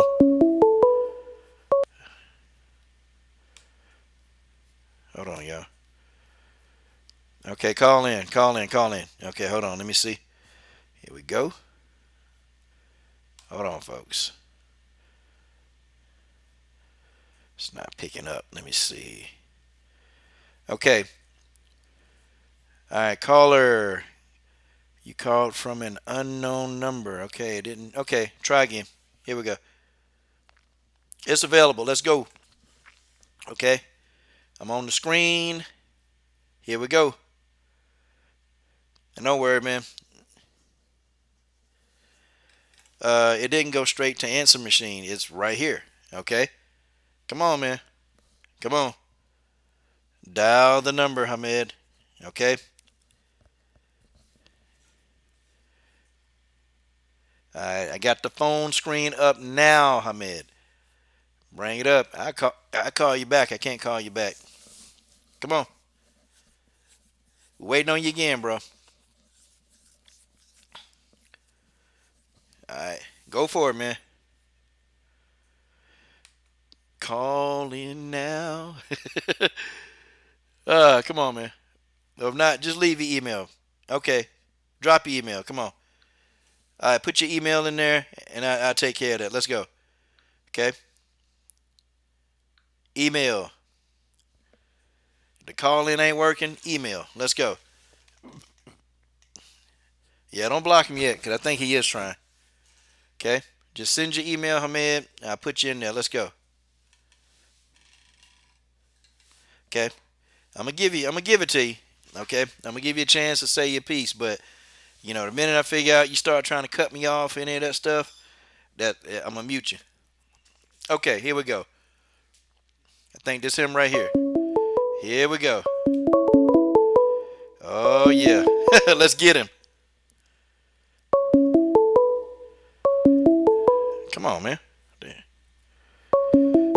Hold on, man. Having an issue with the phone. All right. Okay. Caller, you're on the air. Caller. Hold on, man. Having phone. All right. Okay. I saw this point, Coach. It's me, George Page. Oh, George. Hang up, man, because I'm trying to get him in. I can only have one at a time. Oh, you got him? Get that fish. Got him. Yeah, George. Yeah, you got to get out the phone, man, because I got to get him. Okay. All right. Do it again. All right. Go ahead, caller. I got you now. George, come on, man. I'm trying to get him, man. Come on, man. I'm trying to get him, man. God, dog, man. Guys, I thought that was Hamed that called. All right. I think they called at the exact same time because I saw a number. I saw another number. So, all right, go ahead, bro. You got to listen to the stream, man. Yeah, I am. Let's go, man. Okay. Nobody else call in, okay? Okay, nobody else call in, okay? Hamed, line's open. Let's go. George, why did you do that, man? God, dog, man. All right. Waiting on the call now, guys. Let's get it going. Yeah, I think he did. I'm going to give him the benefit of the doubt. I think he did try to call in. I think he did. Okay. Just that him and George, they called in at the same time. Okay. Call in now, okay? The phone lines are clear. Nobody call in except for Hamed. Okay? Nobody call in. Okay? That's okay. Yep, email or call. Here we go. I got you. Let's go. The fat boy comments will stop. Okay, I promise.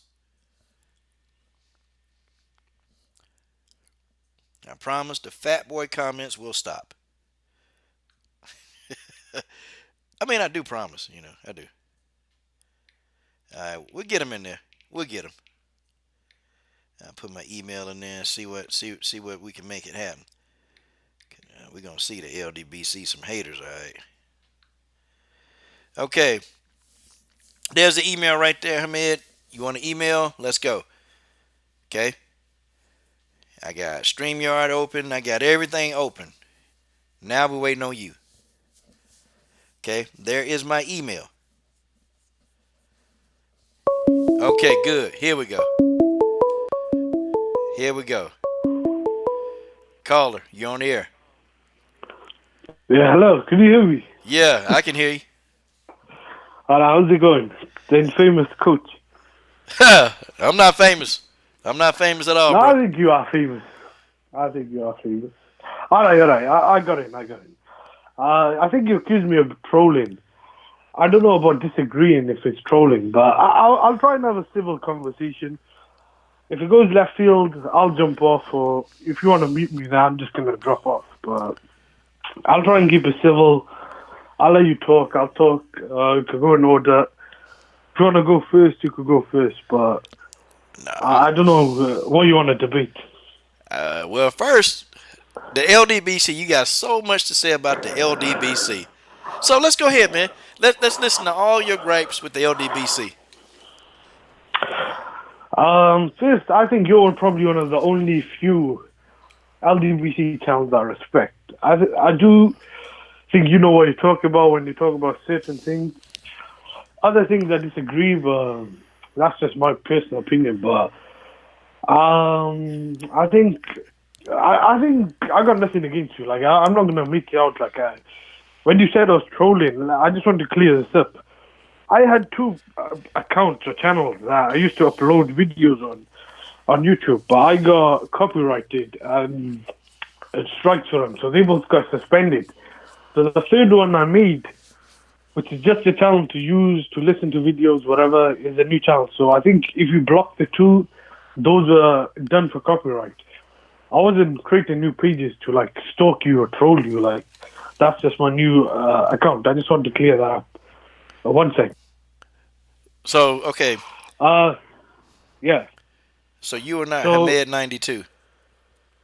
No, I am. I'm at 92, but like my first account on YouTube got done for copyright because I was uploading boxing videos. I think it got a copyright by Top Rank. The second one, I think, also got done by Top Rank for uploading. I think it's highlights of the Batubiev and Gvozdik fight. But my point is, I only got one YouTube channel which I use to obviously comment or listen to videos. This just, unfortunately, I just got twice copyrighted, and this is my third channel. But on my only channel at the moment. But so, I don't know, do you consider anyone disagreeing a troll, or do you actually consider people trolls who don't align with whatever you believe in? Because the stuff I said, I don't think we're really trolling. Man, you called me a racist, man. I never called you a racist. You actually called me a racist. I didn't. Man, come on, man. You called me a racist. Man, I got a good memory too. You called me a racist, man. Or you called me a racist, and you actually came in and you said that I'm racist and I got this monolithic thinking process. And then I was on Dan the No, Man I Boxing. didn't. See, I think I said. I came in and I showed. think 1 second. I think I said you got some mental issues, but I think you got something twisted in that. Anyways, let me just say this. I disagree with the LDBC calling Ward a coon. I think that is race baiting because I got into it with someone else recently as well. Because Ward, I know Ward is African American from his mom's side, but he's also half white. So I've never understood the whole coon business with him. He's not like 100% African American black, like guys like like Mayweather or someone like Andre Berto. I know Berto's Haitian, but I disagree with that thing. I think that's where I strongly disagree with. I also disagree that how the LDBC are calling Crawford and Tim Bradley out, when I think calling Bradley out the coon for just defending Crawford, who's another African American fighter. I think that's double standards. But I'll hear your views on why you believe or you disagree with what I said. So first of all, let's talk about one Tim Bradley. Okay, let's talk about this. Tim Bradley has turned into a company man. Okay, now we can forget about all the racial threats that Tim Bradley had occurred when he beat Manny Pacquiao. Okay, we can. I mean, we can definitely, say that it was racial. They was calling this man, and I'm gonna come right out and say it. They was calling this man a nigger. They was calling this man a porch monkey. They was saying that they're gonna kill him. They're gonna kill his kids. Now this is what they were saying to Tim Bradley. Now a lot of people in LDBC they made videos about it, and people like yourself, man, you guys are race baiting. Well, wait a minute, man. I wasn't on YouTube back then, but yeah, all right, carry on. I'll let you do. Okay, so my thing is, how is it race baiting if you're discussing the problem? It's almost like if you got a headache. You know a headache not supposed to be there. Damn, this headache's pretty bad. Well, I mean, racism's not supposed to be there. I mean, you don't think that I wanted to just come on here and just talk boxing and really talk boxing. But see, you got some past people that, a lot of you guys, you don't address. You don't address the Sean Newtons. You don't address the Thunder, the Thunder guy. You don't address him. You guys don't. I don't think you want to go down this route. But all right, if you want, all right, let me defend my position. See, I was on a channel called. One sec. I was on a channel called the BDA Boxing. They had a guy on there called Precise Presenter. Racist. I called that guy out. I left. Once that guy started becoming familiar on the channel, I said he's a racist. The guy was hating on Mayweather. He started hating on Anthony Joshua. He was hating on Ward. Yeah. He was hating on all these black guys. He was overhyping guys like Golovkin, who I don't think was the perfect professional. Maybe a good fighter, but I don't think he surpassed what someone like Terence Crawford did, who became undisputed in less fights and moved up in weight. I called it out on both sides. At the same time, I don't think it's really fair if you're going to be. I'm not saying you or anyone Pacific. I'm just talking about generally people. If you're going to call out other racist guys, but then you see your own people doing it, or you're doing it yourself, that makes no difference. Like when people say the whole issue with Mayweather, like there's been a lot of racist remarks about him, but he's also made racist remarks about guys like Pacquiao. I think that's something that a lot of people didn't call out. I think Broner did the same. I mean, some people probably did, but I'm just talking about generally in consensus. Like I've seen both sides. I think there's a lot of racist white towns, but there's also a lot of racist and biased black towns. I've seen guys call me a terrorist. I'm a Muslim. I'm not white. Like I've been also targeted by other people. I've seen guys call me a magic carpet rider. This is all over a difference of opinion over boxing. Now, certain people might call it trolling or whatever, but there's some people I actually try to talk boxing to and just randomly come on my channels. I don't have a channel anymore, but they just start attacking me and start throwing racial insults. Like that's no different to someone coming on your channel and throwing derogatory terms. I'm not saying I'm the only one who gets it. Obviously, you probably have experienced stuff like that as well. But if you want to go back to boxing, you were saying that some people give guys like Sean Newton a pass. I've actually had a lot of things to say about Sean Newton, and I've actually called him out. But I mean, he's got a lot of subscribers than me, so I can only do so much. So wait a minute, man. So it's based on subscribers. So wait a minute. If it's wrong or wrong, because see, look. So you don't have a lot of subscribers, but you always on the LDBC ass, okay? Now, we talk about narratives. I'm on them as well. No, you're not. We're talking about narratives and agendas, okay? So everybody say, hey, LDBC, we got narratives, we got agendas. Well, you know what? The people that's saying that, they doing the exact same thing. They're supporting the fighter that they like. I wouldn't say all the time. Okay, who? Because I think. Hold on one sec. I think the BFTB guy is crazy. I think he's made some derogatory racial terms. He actually called me a terrorist. He crazy. Yeah, he is crazy. He shouldn't be saying stuff like that. Like I've never mentioned his background or whatever. Like I tried keeping it boxing. I've heard guys like 78 Sports call Hopkins and Bradley a coon, and I think that's a very strong term to use. Now, let's go ahead and talk about that. Why would we call Hopkins that? Number one, okay, those racist Golden Boy emails, and I know you don't want to talk about those, okay? But those emails... Actually, you do. Okay, hold on. Those emails that came through, okay, that Golden Boy, they totally ignored, Because somebody asked Oscar about those emails, and he blew a kiss at Fred. Hey man, what about those emails? He blew a kiss. Bernard Hopkins has been hush hush. Now we get somebody who Golden Boy is affiliated with throwing N-words all around here, call Al Heyman the black Hitler, the black nigger Hitler, all of that stuff, right? And B-Hop says nothing about it. Matter of fact, B-Hop doubled down on his support of Oscar De La Hoya, not saying anything. I'm sorry. That's pretty much worthy of being a sellout. Matter of fact, nobody's saying a whole lot about those emails. Nobody is saying a whole lot about those damn emails. Come on. Okay, say it. Look, let me say this. Let me just say this. You got a point, but at the same time, those emails were sent from Henrique Baldares to Golden Boy. I think Golden Boy doesn't matter, man. One sec. Let me just clear up the picture. It was someone sent it to Golden Boy, to a Golden Boy employee. Anyway, that guy got fired or sacked. I agree with you now. I think the media did black it out. You made a video about Steve Kim and Dougie Fisher.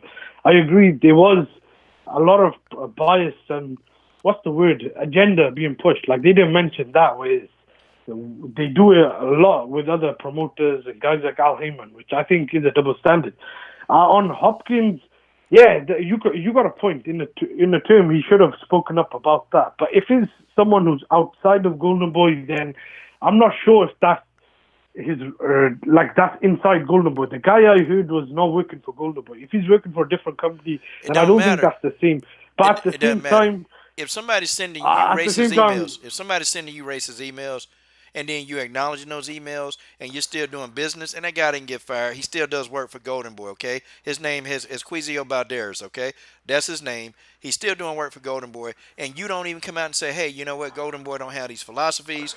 That's all. It would have took him 10 seconds. It would have took this man 10 seconds. 10 seconds, okay? All right. And I don't think BFT be crazy, man. See, you guys, y'all go to his channel, and y'all know it's called The Graveyard. Why do you guys, and I need you to explain this, why do y'all keep going back? And y'all, man. I haven't been on his channel for about two or 3 months. Anyway, I want to keep it a box. If you want to go to that guy after, we'll go back.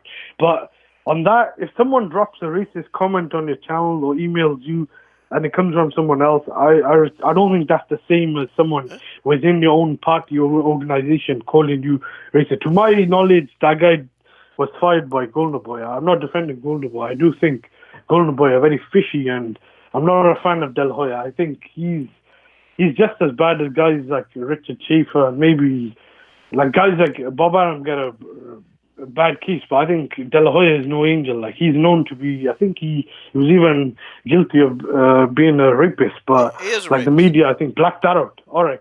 So, the thing with, I was talking about the coon, like, I heard them call Ward buck dancing coon and stuff like that, and that mainly was over because he thought Tyson Fury beat Wilder. I gotta say sorry, but you got 1 second. Let me just finish, and then you could get. I think that's a strong case. I know he said something about Wilder might not want the rematch, but the main thing he said was he thought Fury won that fight, and he was stating his opinion on the fight and what he thought how Wilder looked. Whether he crushed in his heart, that's got nothing to do with the guy who he is, or as a person, how he feels about his own people. Like, I think that's something I think below the belt. Like, that's something that had nothing to do with boxing. Just because now obviously he's with ESPN and Tyson Fury, people are gonna call him a sellout and stuff like that. But back then it was just over opinion over a fight. Okay, all right. First of all, let's see. Let me ask you a quick question. Then I'm gonna just debut all of this. Okay, so. Who called Ward a buck dancing coon? Who called him that? 78. The post fight, Wilder Fury. Did he say that? Yeah, he called it. Okay, so I could try and get another monitor and try and play on my phone if you want. Okay, yeah, go ahead. But listen, here's the thing, man. Here's why we had such a big beef with Andre Ward. Because number one, he tried to push this racial agenda with Kovalev. I know you didn't forget about that. Andre Ward pushed this whole thing. He was the one that said it was about race. So we all, backed him up. When did he say he What? Whoa, when whoa, did whoa. he say that? 'Cause He said it in an interview exactly 3.5 months ago. Okay? Exactly. If you really want to be honest, 103 days ago he said it, and he was but he denied it. no, he was giving an interview. Okay, Fred from Barbershop Conversation interviewed him, and Ward himself said that the Kovalev fight, the first fight, it was about race. Okay, that's what Andre No, he Ward said said. it wasn't about race. No, Fred said it was about race. Andre Ward came and said that the You're fight was about mistaken, race. brother. I'm not mistaken. I'm not mistaken. All That's right, true. I'll try and find the audio now. I'm not mistaken. Listen, said it was about race, and matter of fact, it is true because he said it. And then we get behind him, and then he's coming back and said, well, the fight's not about race. So wait a minute. So it was okay that we back you up when people was calling you out your names, people, was making fun of you, threatening you, your wife. Okay, so the black guys, we can back this guy up. Okay, we can back him up. But now, you want to question Deontay Wilder heart, and we got a difference of opinion, okay? You're going to question the guy's heart, but you didn't question Tyson Fury heart. Like, what, Wilder? Why does Wilder want to go through that again? And then, to come to find out, Tyson Fury went over the Top Rank. Okay, went over to ESPN and Top Rank. So the fight didn't even go down when it was supposed to go down. And they agreed that Wilder was going to get an immediate rematch. Didn't happen, okay? Oh, wait. So who don't want to go through it? See, these are the questions we had for Ward. Okay? You question the man's heart. Of course Deontay Wilder's going to have a problem with that. But you didn't question Tyson. I mean, Tyson got knocked down twice. I mean, I don't know. Would Tyson Fury not want to go back through that? I tell you what, his damn wife didn't want him to go through it. His wife got on camera and said she don't want him to fight Wilder again. Okay? She's trying to talk him out of that fight. So now what? How are we going to explain all of this? Okay, how are we going to explain up all of this? We just can't. I'm sorry. And I disagree with you guys. Andre Ward said that first Kovalev fight was about race. That's what he said. The man said it. And I'm going to try to find that video. I'm not trying to find it, God dog it. Okay? But that's what he said. That's what he said. I'm not trying to hear that, man. I'm not. Wait a minute. Still, let me see. Still on the run. Okay, yeah, the call is still there. All right, well, one sec. I agree with what you were saying about... I spoke to Dan the man about this. And I got no allegiances. But I spoke to Dan the man and I said the same thing. Ward, what he said... Can you hear me? Yeah, I can hear you just fine. All right. So what Ward said about Fury back then, I don't think should have been escalated back then. But as time has passed, Wilder actually proved Ward wrong. Wilder wanted to go ahead with the rematch, even though stylistically, I think Joshua probably would have been a more suitable opponent. And Fury decided to sign a new deal with ESPN. So Wilder was the one who wanted the immediate rematch. Fury didn't. I agree with you. That Ward deserved to be called out. I think Wilder said something on Twitter. He should have, I think, maybe elaborated a bit more. But he said, he paraphrased, I was the one who wanted the fight. And he said, I quote, my nig, and I don't know what happened after that. I think Ward didn't really reply to him. But I on that case, I do agree. I think Wilder was maybe over-criticized by someone like Ward. I think he even admitted he left it to interpretation by questioning his heart. But scoring the fight, if people are calling him over his view, because he's paid to give his opinion, I think that's wrong. Same as Paulie Malignaggi, Steve Fowd. I think if they thought Wilder won or if they thought Fury won, vice versa, you can't attack the guy's character or his, question his racial whatever beliefs or whatever his moral beliefs. I think that's wrong. As time has passed, obviously now Ward is probably a bit more biased towards someone like Fury because they're both on ESPN. But since then, I haven't really heard him say too much. But I'll give Wilder a thing. I think he was probably a bit over-criticized for that first fight by someone like Ward in terms of someone questioning his heart. But to my knowledge, he said to Fred it wasn't about race. Although I remember James Prince, the manager, making it about race. He said it's USA against Russia or something. I do not remember Ward saying anything about race. Although I know on YouTube it was about race. I know certain fans, guys who are really high on Eastern Europeans, were very biased towards Kovalev and wanted Ward to get knocked out and get seriously hurt. But during the fight, I can't remember Virgil Hunter and John David Jackson saying anything about race or Ward and Kovalev themselves. I know Kovalev has made some racist remarks, and I'm not saying he didn't do those, but during that fight, I can't remember anything between those two fighters. The only guy who made it about race or about maybe ethnic background, you could say, he was James Prince, the manager. He just said it's about Russia against the USA, and that was at the final press conference.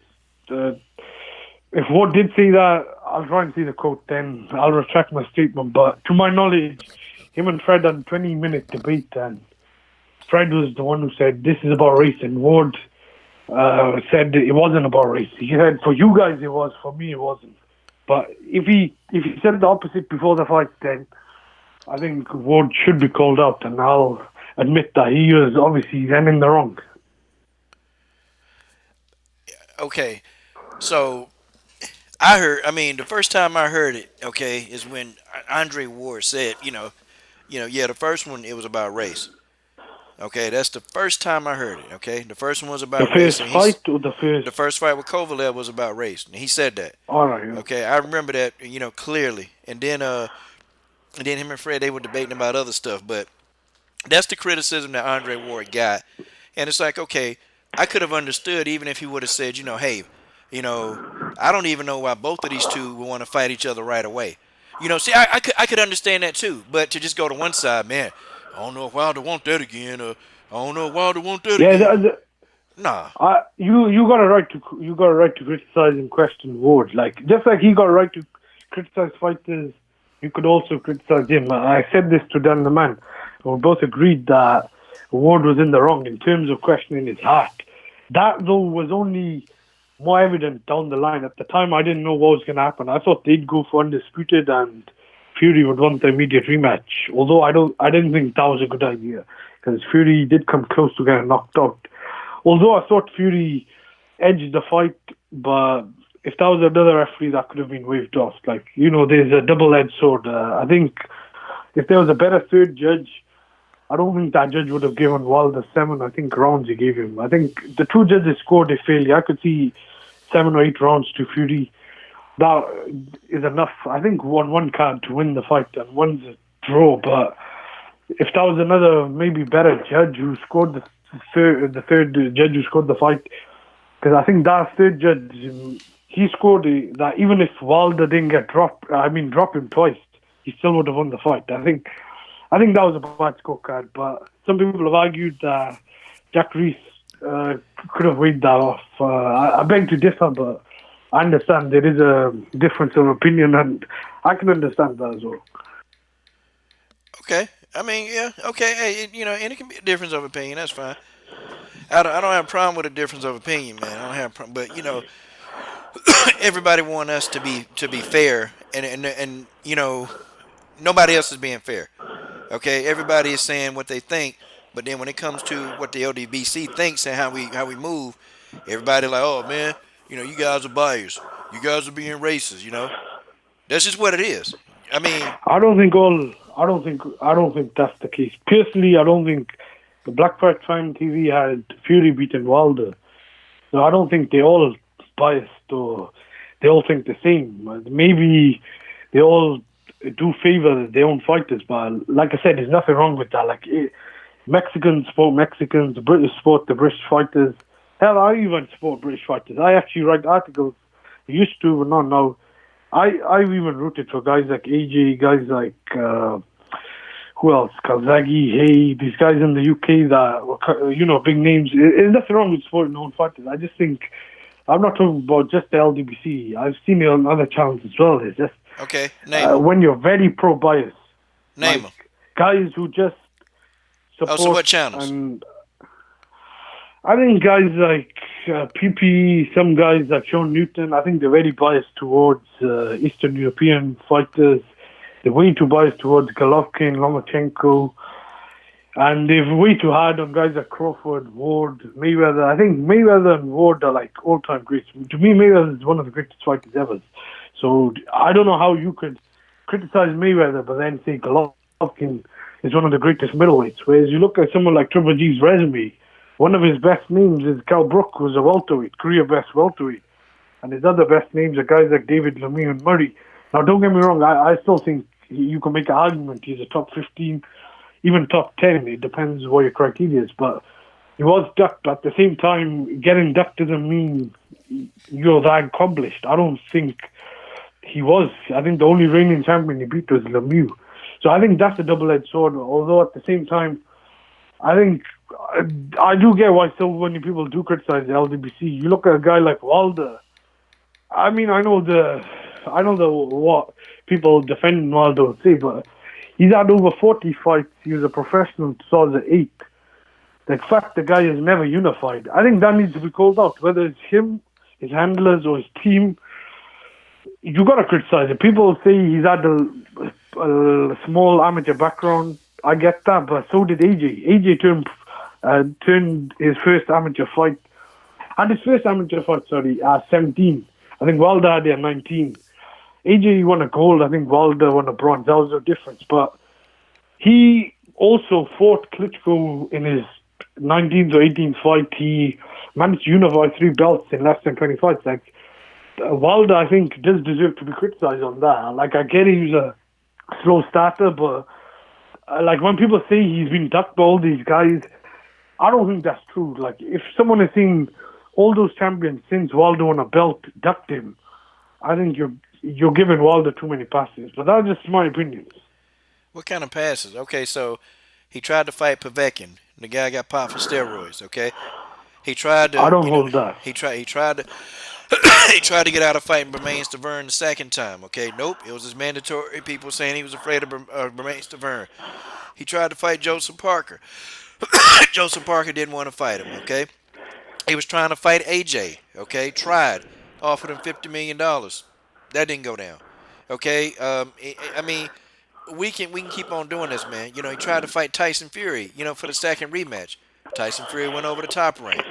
So, well, I don't hold that. But like when you say he tried to fight, like I could try and go to New York, but if I don't make as much effort as someone else, like say AJ, like the thing is this: since 2015, you had Joseph Parker winning the WBO belt, you had AJ winning 2 or 3 belts.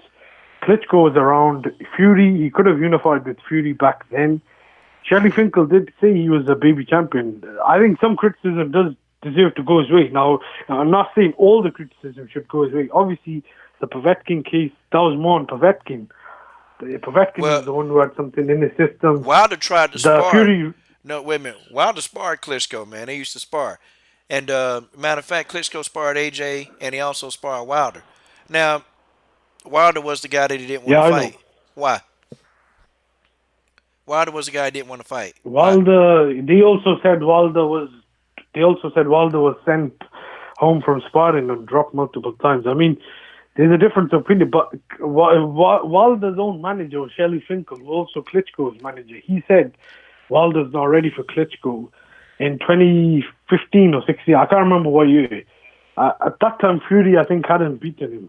When Fury beat him, even after then, Wilder still could have fought him. Like, when he came back, AJ fought him, and I think AJ... No, Klitschko chose to fight AJ. Really wasn't ready for that fight. Klitschko chose to fight AJ. He chose to fight AJ instead of Wilder.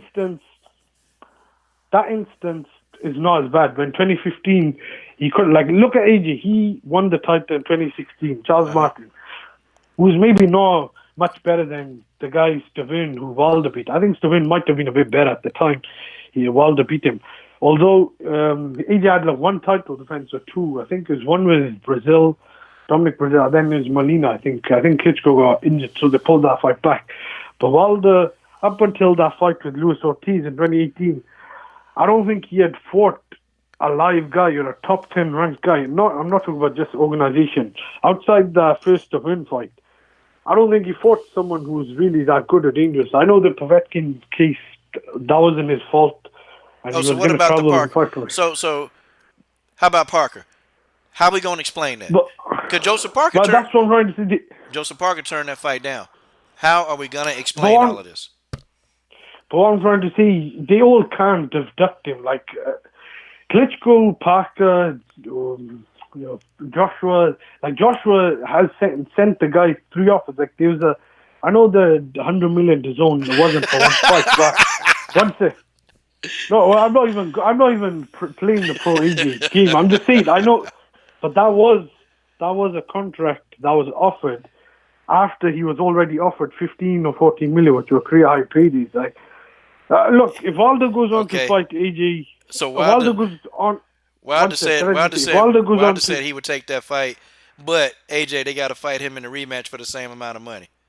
I mean, I don't know how you gonna explain that one. I think you could blame AJ a bit as well. I've never said it's all Wilder's fault. I've also tried defending Wilder against AJ protectors. I just personally think AJ or his team were trying to make the fight more. They sent 2 or 3 times offers. Wilder and his team didn't want the fight. If Wilder goes on to beat Fury and fights AJ, I'll obviously give him a pass, and he probably might even knock AJ right now. I think I favor him to knock AJ out. I just think him or his handlers haven't had the confidence they did in him as much as AJ and his handlers did, because turning down career high pay. AJ is a clown. AJ is a clown. I'm sorry. AJ is a clown. Unified champion. Shout out to D444 in the super chat, man. Shout out to him, man. AJ's a clown, okay? First of all, how do you have all those belts, okay? But AJ came out himself, Hamed. AJ said, I won't fight Wilder till 2020 or 2021, okay? He said that out of his own mouth. And then AJ also said, listen, when I get these belts back from Ruiz, don't talk to me about Wilder, okay? Because I'm not fighting him. How are we going to explain that? All right, let me explain that. Let me first statement.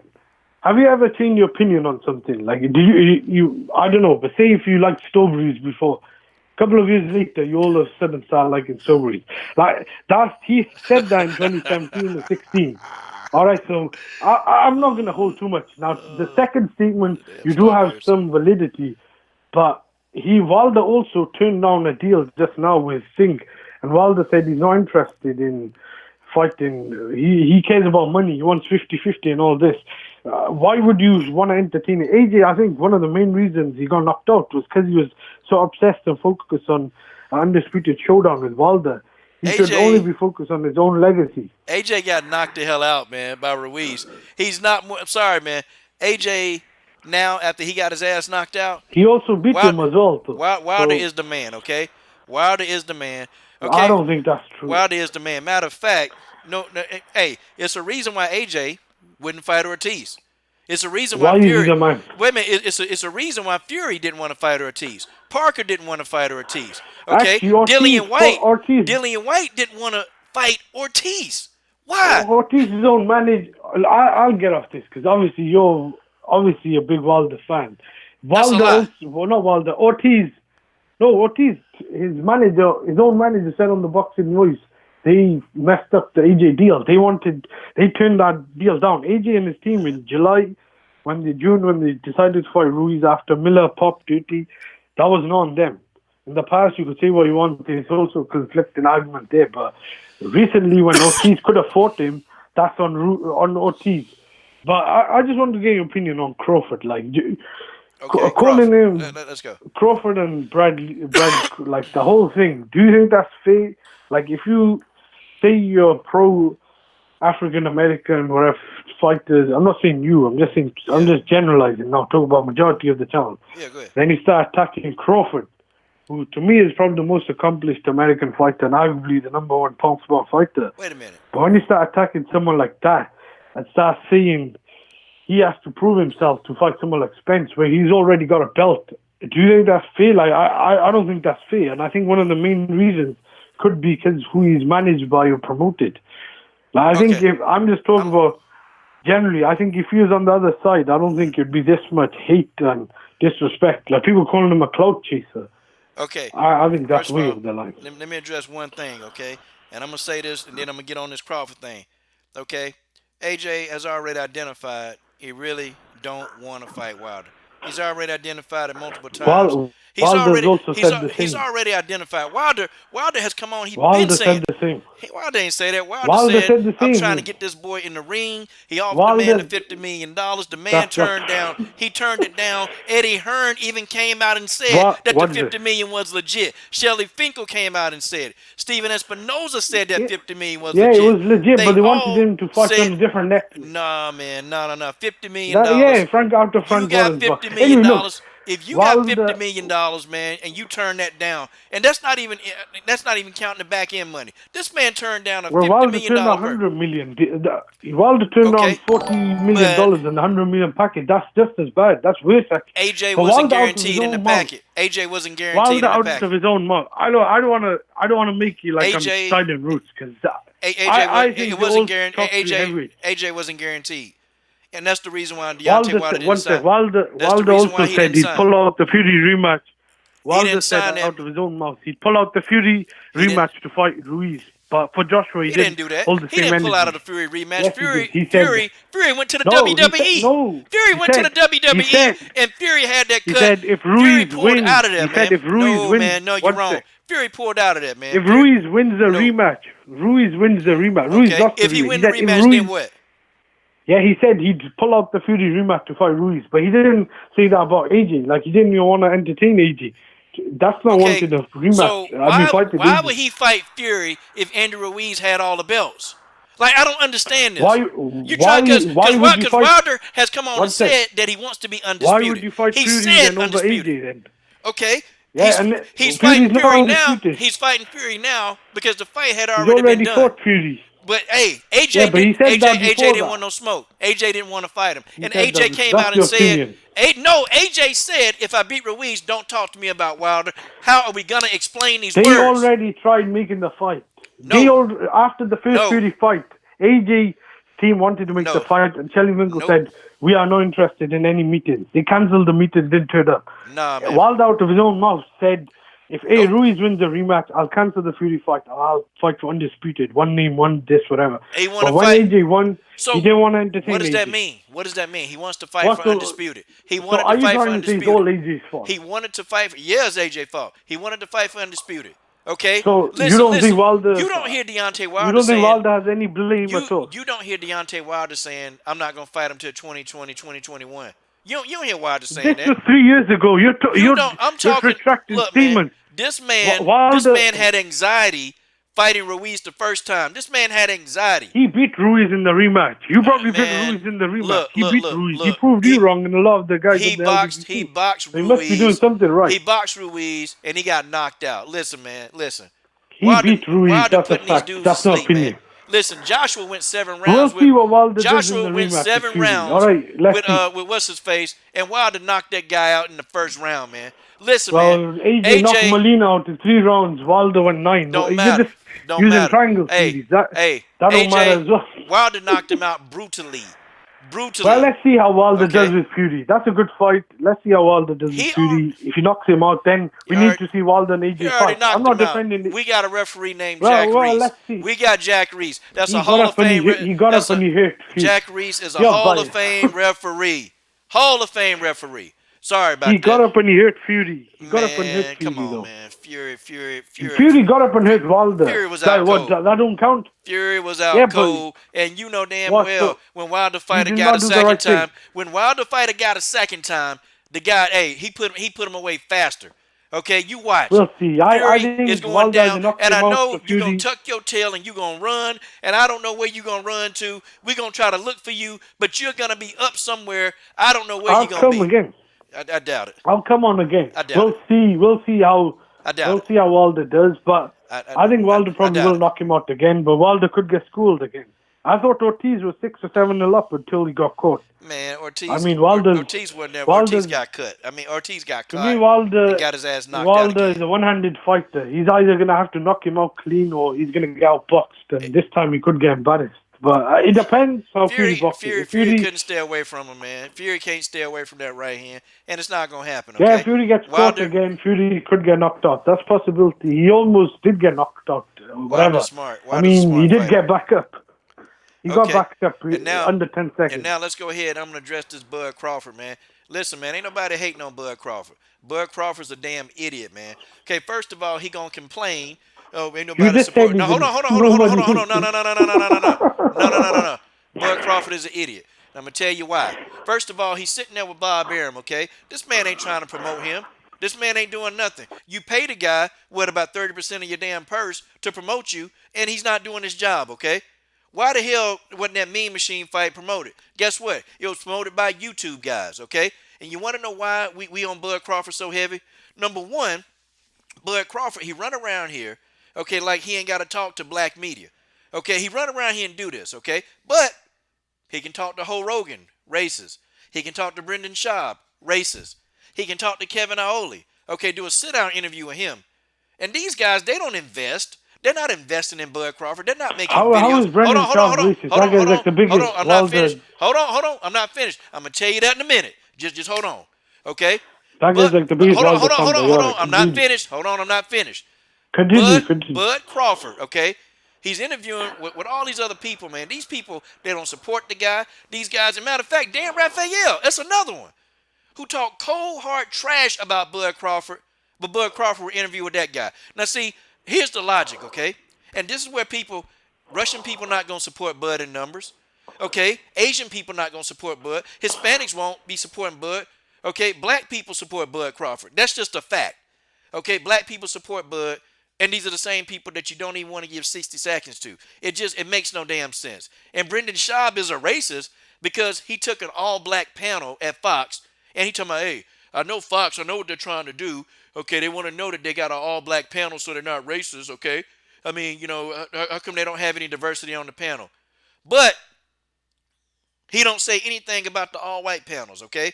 Listen, man, the guy said some suspect stuff, okay? Really some really suspect stuff that I'm sitting here thinking like, nah, man, nah.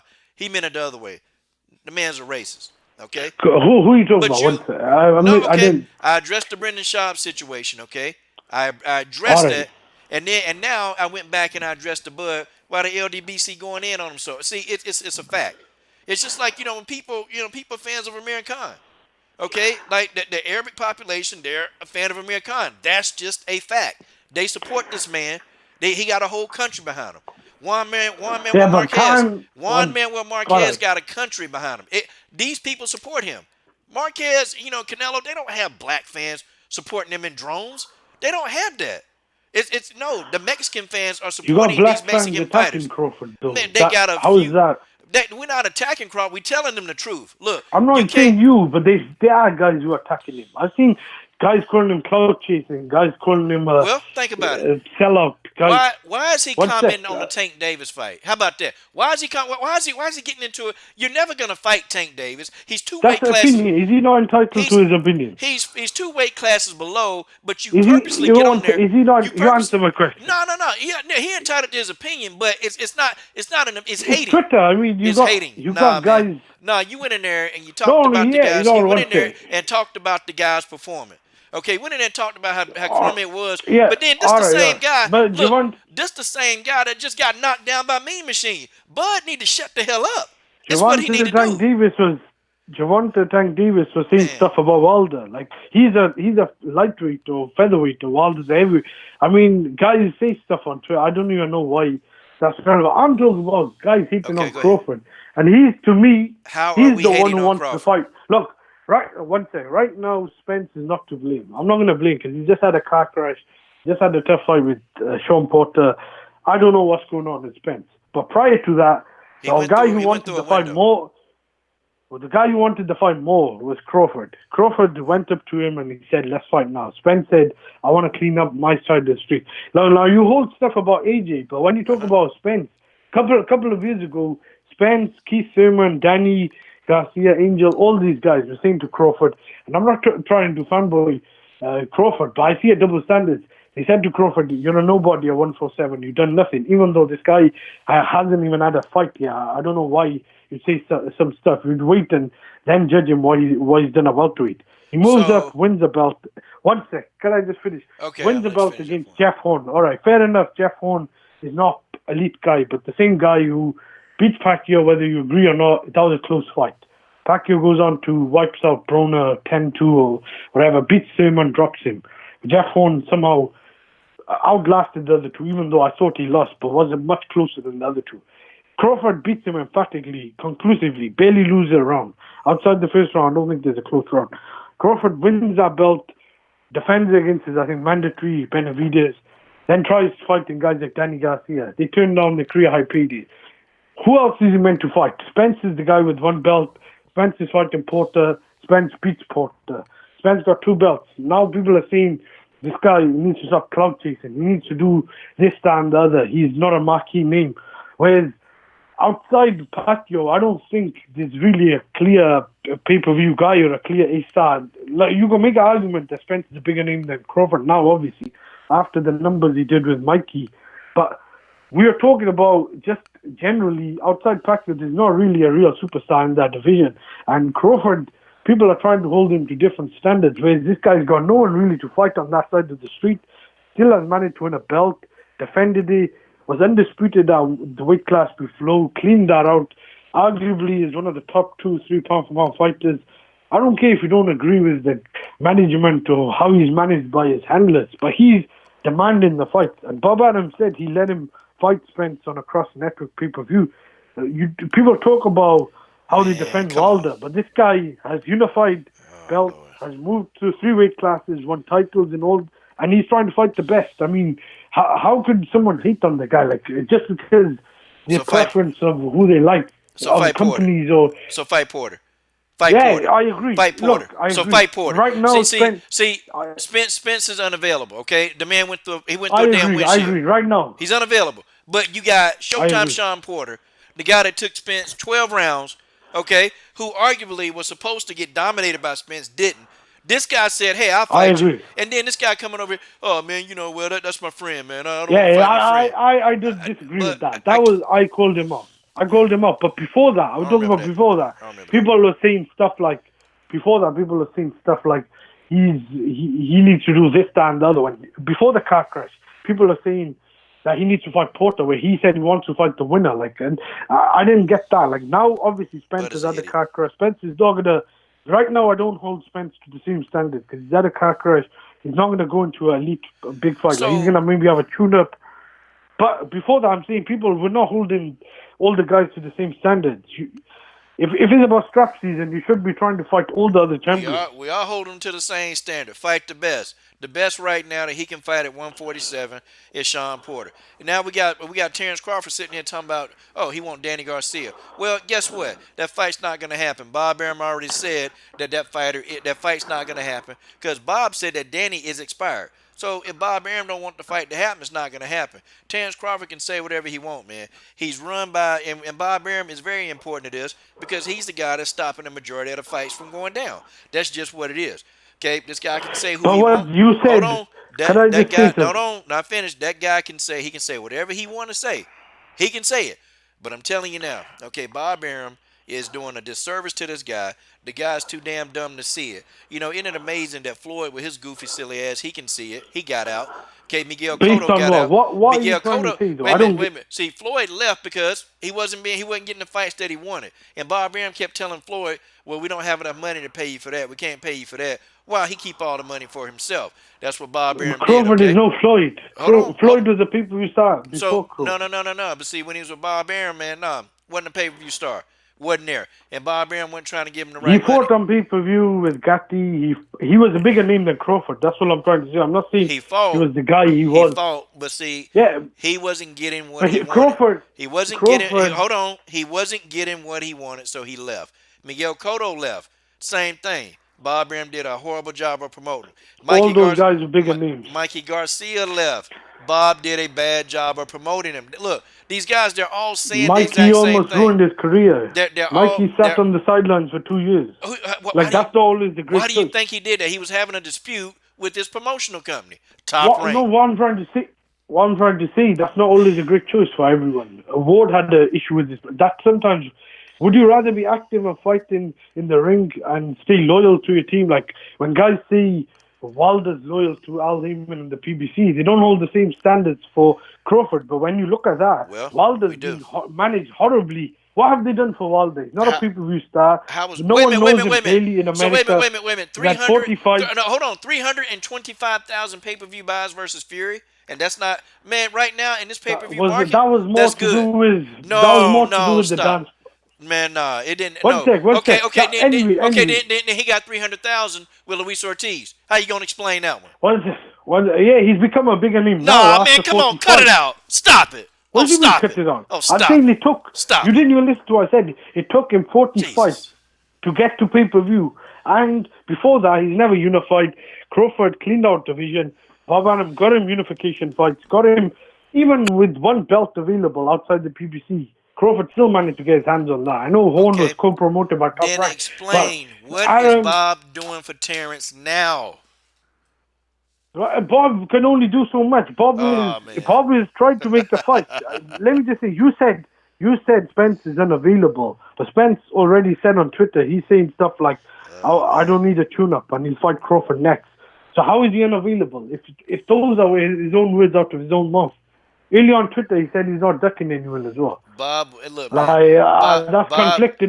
Conflicted. Bob stopped this boy from fighting Pacquiao. He already came out and said it. You know, man, if Terrence could have fought Pacquiao, he'd have been a much bigger star than what he ain't even really a big star now. Roach, that's not true. That's a Bob Arum came out on interview and said it. Bob said he stopped the fight, man. Bob said he stopped that fight. Freddie Roach said they didn't want to push it back your win with Crawford. They were both to blame. Both sides were to blame. Bob said it. Freddie Roach said that we do not want Pacquiao to fight Crawford. After what Crawford did to Postal. That was Freddie Roach's fight there. But then, anyway, the reason I don't know why why you're going back to that. They didn't pay Pacquiao the $20 million that he wanted to fight Terrence Crawford. That's the real truth. Yeah, well, they didn't want to pay Pacquiao the $20 million. I don't think Pacquiao wants to fight. And that fight was worth it. That fight was worth it, man. They didn't want to pay Pacquiao the $20 million to fight him. Okay, but they can do all this stuff for Vasily Lomachenko. Well, they fought Bradley. They fought Bradley, but they did not want to pay. Pacquiao wanted $20 million for the fight, bro. That's what he wanted. Bob Arum came on TV. Bob Arum said he stopped that fight, man. Come on, man. Come on. Crawford was a nobody back then, man. It's a nobody. Wait a minute. He a nobody now. What are you talking about? He's a nobody now. 2016, he had a fight with Postal, and they done 50,000 pay-per-view buys. That time, he was a nobody compared to Pacquiao. He's still a nobody now. The man can barely get over 100,000 pay-per-view buys. He's a nobody now. Not much a bigger name. I'm not claiming he's a superstar, but Errol Spence is not much bigger. Spence has just become bigger of the backbone of the Mikey fight and the Porter fight. But he's got the right dance part. If you're fighting guys like Khan and Kavalaskis, that's not really going to help your marquee name. But if you can't get the other premier welterweights, who are you meant to fight? Like, you're calling for undisputed. Look, outside Pacquiao, who else is a champion? He can get those welterweights. Keith Thurman don't want to fight Spence or Crawford. Danny don't want Danny. The only guys are willing, and now Sean Porter and Spence. Sean Porter don't have a strap. Danny Garcia do want to fight. No, Danny don't.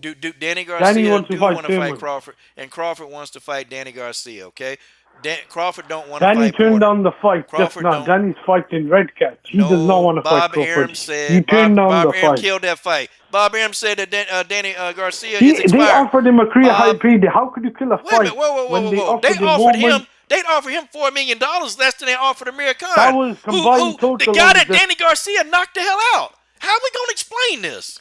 Come on, man. They offered Danny $4 million and he wanted $7 million, which is crazy money. Because Amir Khan made $7 million. That's the guy he knocked out. And Amir Khan is arguably a bigger name than Danny. Khan in his own country is not even American, and he's probably a bigger name. Danny Garcia got the Puerto Rican. Doesn't mean you're he bigger got the name. Hispanics That's and the Puerto Ricans behind him, man. Danny Garcia got the besides Hispanics. the point. But besides the point, Khan was the number 2 choice. Who was the first choice? Was Danny. Come on, man. Look, listen. He wanted to fight Danny. You still not listening. Bob Arum said Danny's expired. Terrence Crawford said he wants to fight Danny Garcia. You're pushing the anti-Bob Arum propaganda agenda. It ain't no propaganda. That's what he said. It is propaganda. Bob Arum said that Danny Garcia is expired. I didn't say it. Bob said it. Where are you getting the propaganda? He tried making an offer to the guy. He tried to It make is an a offer. problem. Man, come He on, made man. an offer. The guy How are turned you gonna down the pay? fight. How are you going? First of all, how was Bob gonna pay Amir Khan $7 million? Hell, he paid Amir Khan more than he paid Crawford. Okay, and then on top of that, how was he going? Hold on, how was he gonna pay Danny Garcia less? He's the one that knocked Khan out. You would think the guy that beat Khan, you want to pay him more. At least pay the same thing. Okay, I think Danny Khan Garcia brought would have. once. Khan brought. I don't think. Look, I don't know the whole pay-per-view, whatever. But Khan and Crawford was a pay-per-view in the UK. Danny Garcia and Crawford would not have been a pay-per-view, so there might have been more pay-per-view flip side money coming from the UK. All I can see is Danny was offered the fight first, and he was offered a career high PD.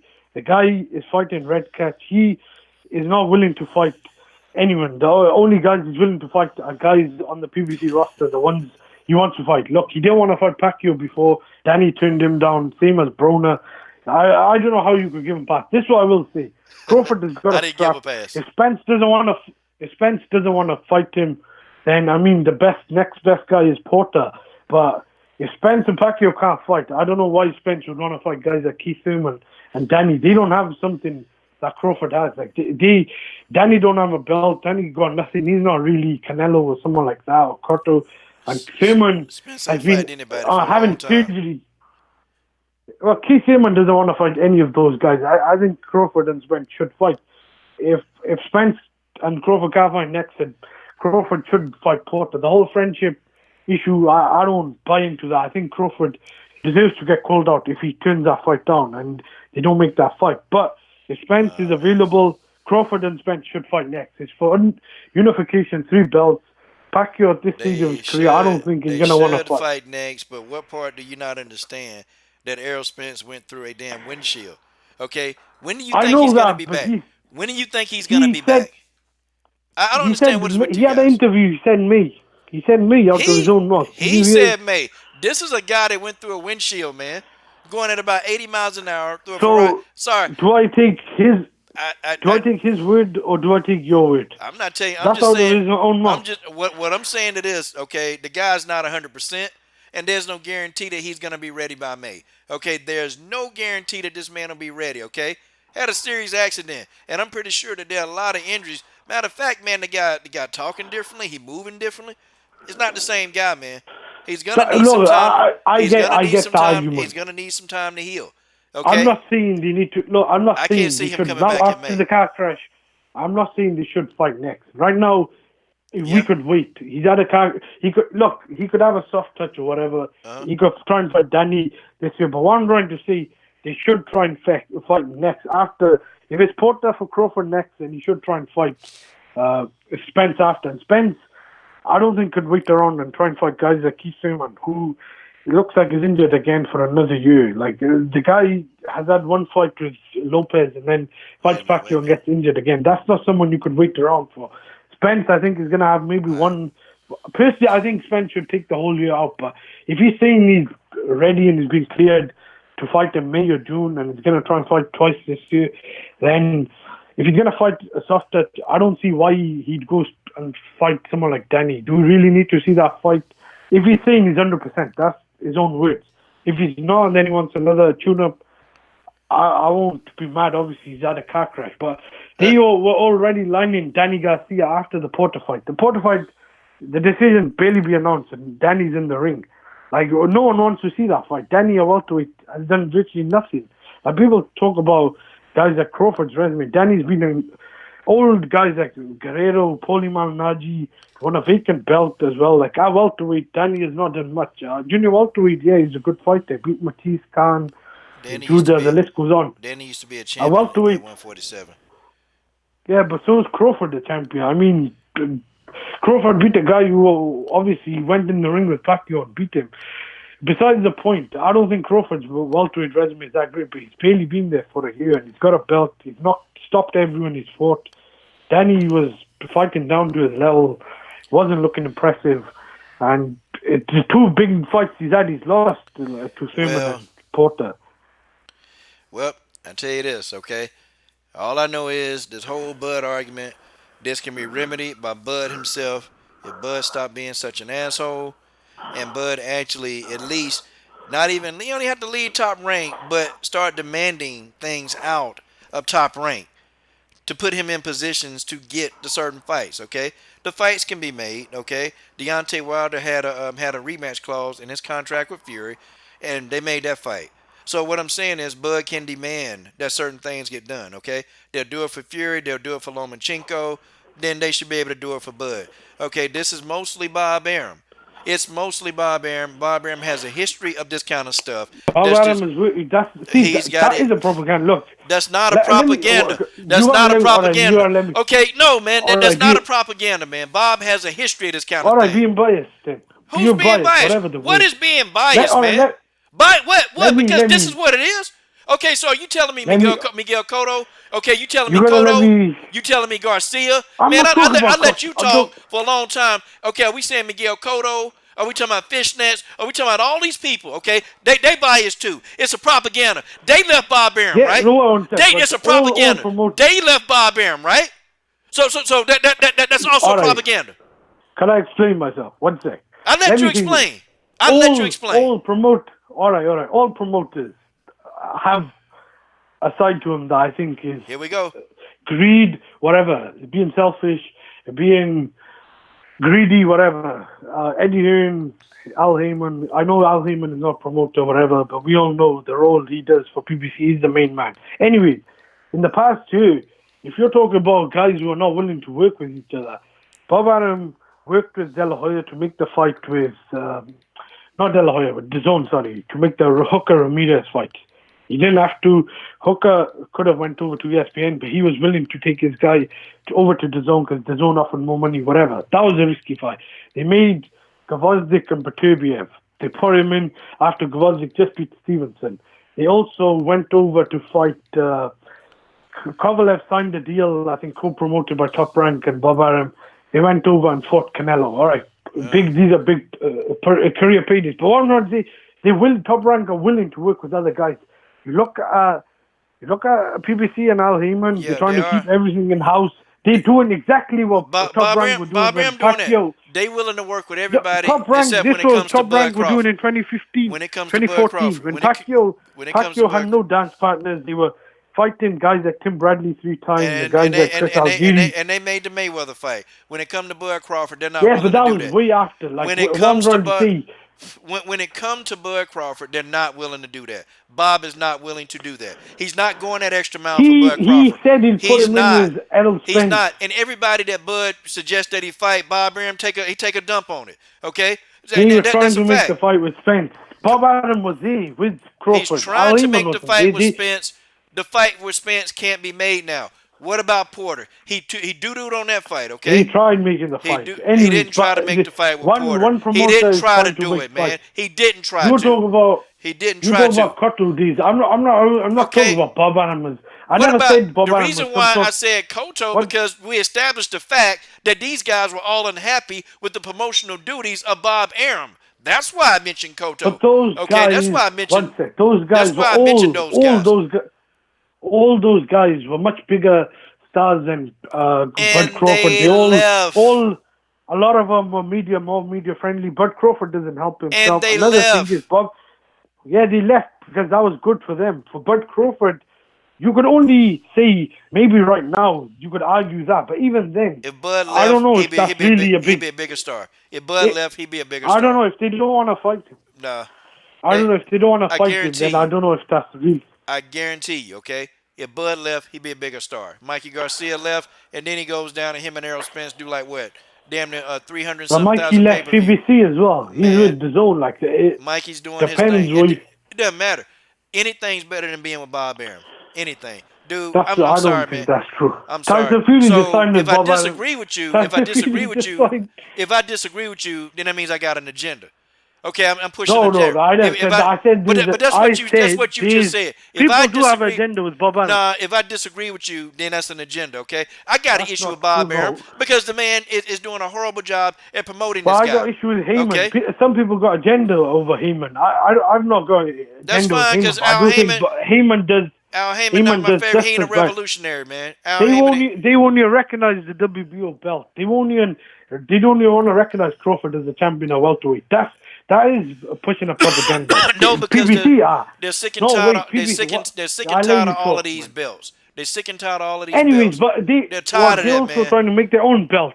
Okay. PBC belt. Okay. That's making more belts. They need to. So They how need is that? How one is that champion, eliminating one belt? face, one name.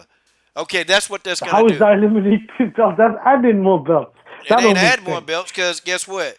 Guess what? Their plan is, and when Dana White gets into this thing, the plan is to cut these governing bodies out of But it. that's hypothetical. That ain't At the hypothetical. moment. That ain't hypothetical. That's On what the graphics, That's what on the Dana graphics, White's gonna on the graphics, do. they put WBC, Okay, see now you don't know what you're WBA, talking about. Now IBF. you don't know what you're talking about. Okay, listen, No, man. but I'm talking about the graphics. That's what Dana White's gonna do. Okay, they're gonna cut out these belts and they're gonna have one belt. That's what's gonna happen. That's Okay, different to I'm right I'm now. sitting here telling you they're gonna have one belt. This is what's going to happen. Okay, the governing bodies are the You might problem. be right. You might be right. But right now, that's not what happened. At the moment, they're recognizing the three belts, Oh man. and they're not recognizing the WBO. And they're saying we want to bring our own belt. Until you've brought your own belt, Why you shouldn't be recognize that, saying man? that When when you're not recognized. these guys can't even be Why champion wouldn't long you? because they're handpicking their mandatories, and then you want to Well, make you these could say guys, the same and then no, for but then you want to the make old these guys hold correct. on, and then you want to make these guys fight the mandatories, who of course these guys, the mandatories are handpicked there. They're not big stars. They're not anything, and these guys they want to fight the bigger names. They can't do it. So these guys are always getting stripped of the WBO belt. Okay, so I mean I can The understand. IBF do the same. IBF stripped Canelo and Golovkin. I mean, they all have their own corruption and they all have their own procedure, whatever criteria. I just want to say this. And Regarding Crawford, I'll just say this. I'm not saying you'll have to agree with him, whatever. You no, can no. make an argument that he maybe. Can I just say? You can make an argument right now. Maybe he should leave Top Rank. I'm not.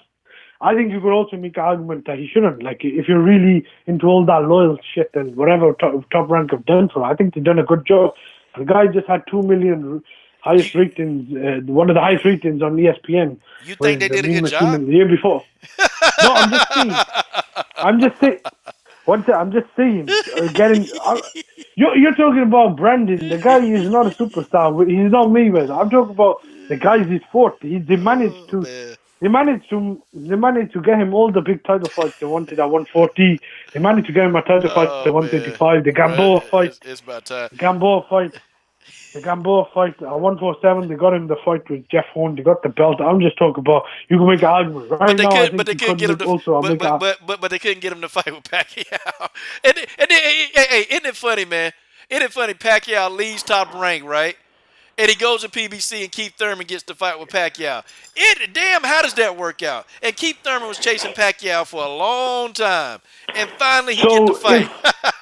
if Spence don't fight Pacquiao, what are you going to see then? I'm not saying if Pacquiao chooses not to fight Spence. He's out of your opinion, man. But I don't like call some me. people. Don't call me don't call me. I got a narrative, man. Okay, don't say I got a narrative I because never I said you disagree got. with I you. said people do have a narrative. Like people do the same to the BBC. They always bashing the BBC and But I don't they hear don't you give calling him it enough out. credit. I'll never hear I'm you calling saying it out. that some people do the same to Top Rank. Like it works the same way. I will say one thing though. With Crawford, all I was trying to Man, I find get out it. with the whole racial issue, Okay, we're I going. personally think people are entitled to their own opinion with Crawford. If he doesn't fight Porter, he deserves to be called out. Like vice versa, Porter turns him down, and Porter. I don't think Porter's that type of guy. He's fought virtually everyone. That's a good fight. I was just trying to find out your opinion, and you were saying about the LWC on Crawford, because Crawford just like Spence, they're both African American. I just They're explained. both. I just explained that to They're you. both black American guys who, there's nothing wrong with supporting both guys. I mean, you don't have to pick sides. We're not I'm picking just, sides, man. We're picking the guy who's actually going to well, get I've seen respect. some people have. You got to respect your fans, man. And if most of your fans are black fans, you can't come out here, man. You can't roll your eyes when you see us in public, man. People that's actively really they want you to do well. I've already explained this to you, okay? And see, I don't think you can understand. I don't really think No, you I understand. get that part, but Okay, well, I was just talking about the fight. hold on. Okay, I don't think you truly understand. And I'm gonna tell you, man, when you support somebody and you make videos, you invest in them. See, it don't matter, man. You make videos, you talk about them. And plus, where were all you guys, man? When we were really bigging up the Crawford unification bout when he was undisputed, people was talking about how bad Ndongo was. But even though Ndongo was undefeated, okay? Now, We do I this because actually, well, I watched the fight. hold on. We defended Crawford. We defended this guy tooth and nail, and now we just want to steal 60 seconds, 5 minutes with you, so we can help you promote and talk about your upcoming fight, and you don't want to do that. Your trainer Bomac, he talk for you all the time, but then we can see you on racist Brendan Schaub. We can see you on racist Ho Rogan. We can see you on Kevin Iole and Marcos Villegas. We can see you on all those people, those channels giving out interviews. But these guys aren't even actively supporting you. It's stupid, okay? I mean, you're going to give the interviews to the people that don't even support you, that don't give a damn about who you are. That's why we on Bud Crawford ass, okay? That's why That's fair enough. That's fair enough. That's why we stay on That's that fair boy's enough. ass. All right, I get you. But I get that point. I don't want to see the aspect. guy lose. I don't want to see him lose. I don't want to see any of that, okay? I want the guy to be successful. He just need to be aware, okay, you're not a bigger, stop complaining. If all you just want to do is You're fight. talking about Hold on. the media If treatment. all you want Are to you do, talking about media? yeah, if all Bud wants to do is be a fighter, okay, then fine. Then shut up about talking about how people don't support you. Stop talking about, well, my own people don't support me. Well, Bud, there's a reason why your own people don't support you, okay? And you're looking at them in the mirror, okay? You're looking at them in the mirror. You're the reason why your people don't support you. Because you do a lot of idiotic, dumbass stuff, and you say a lot of cock-ass stuff that people got to look at you, a little cross-eyed, because, hey, Bud, we're the guys that's really supporting you. Hey, we're not out to get you. Everybody's not out to get you, Bud Crawford. We're not out to get you.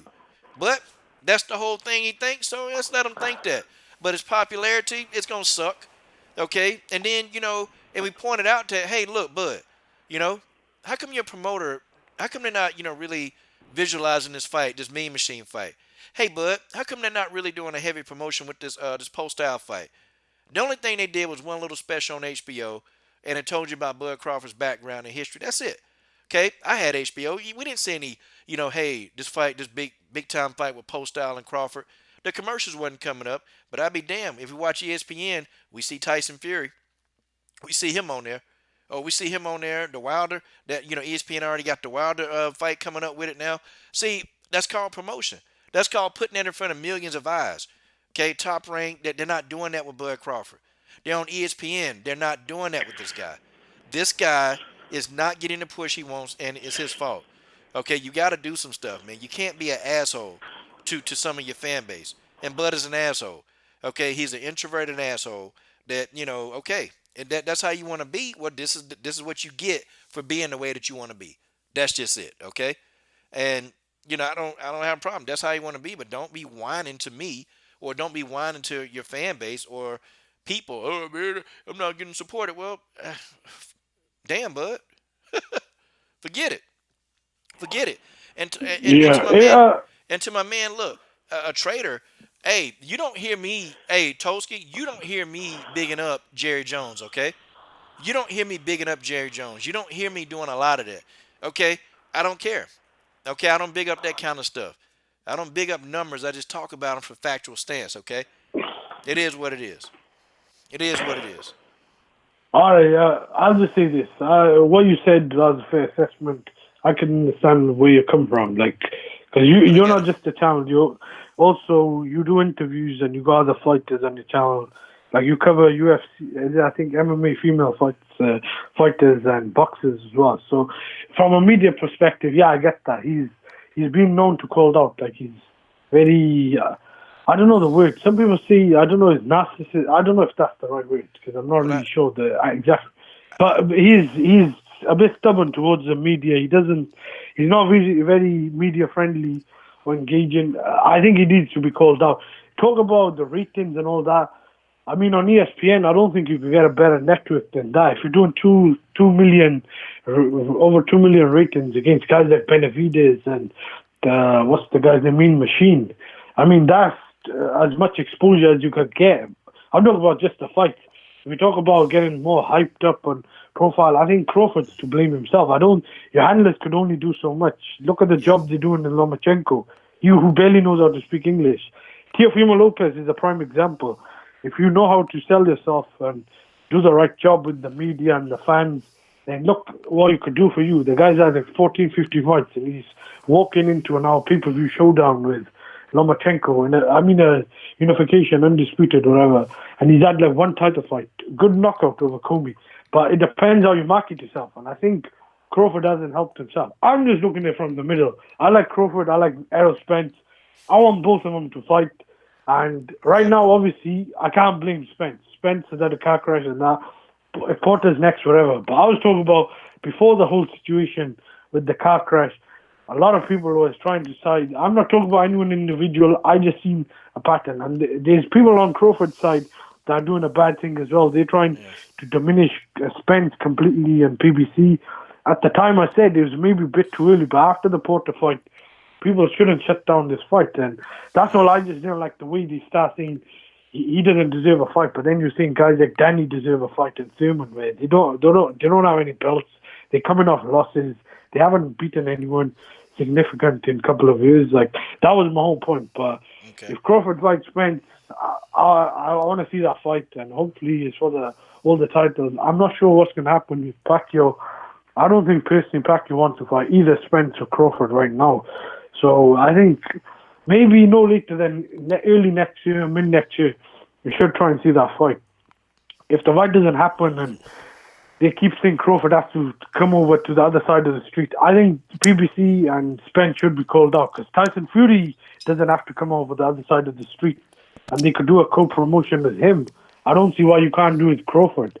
I'm not saying like Crawford is Mayweather or some big superstar, but Tyson Fury is not that big of a name in America as well. His last couple of fights were like, they did like 5,000 at the gate or something like that. So I think hopefully all those guys fight each other. With Wilder, I just want to see Wilder and Fury hopefully fight. Hopefully Fury doesn't pull out or anything, because Fury, I've criticized him a lot in the past. He does do some crazy shit. The whole Klitschko rematch, what he did with that. Him and Fury fight, the winner of that hopefully will go on to fight AJ no later than 2021. I do know that AJ's got a couple of mandatories in 2020, so I'm not going to hold too much with him, because I don't want to see AJ and Wilder, or AJ against Wilder Fury win a fight and one of the belts, Usyk or say Pulev. Like, I want to see undisputed. With our welterweight, it is a bit different. Pacquiao's got a belt, but you can't force Pacquiao. If you can't force Pacquiao to fight you, you can't do anything. Like, Pacquiao isn't the name. Like, he's such a big, arguably the biggest name now, alongside Baby Canelo. Like, if you can't force him to get in the ring, then you can't do anything. But I appreciate you having me on the show. I disagree with some of the things you said, but I will say you made some good, valid points, and I could understand a lot of the stuff you're saying. Other things I disagreed, but there's nothing wrong with having a difference of opinion, and I do think you know what you're talking about in a lot of aspects, especially boxing. Well, man, I appreciate you having me. Hey, man, we can definitely debate anytime, man. Cause I gotta talk about the MMA side of the show, man. I gotta get out of here too, man. All right. Well, All right. Thanks for having me. I appreciate you. Thank you, sir. Thank you for coming on. All right. All right, guys. It does take a lot, man, for a person to come out of the comment section and call in, man. It does. So, I definitely appreciate. I like the debate. I like talking about it. So it's good. The LDBC not a bunch of haters though.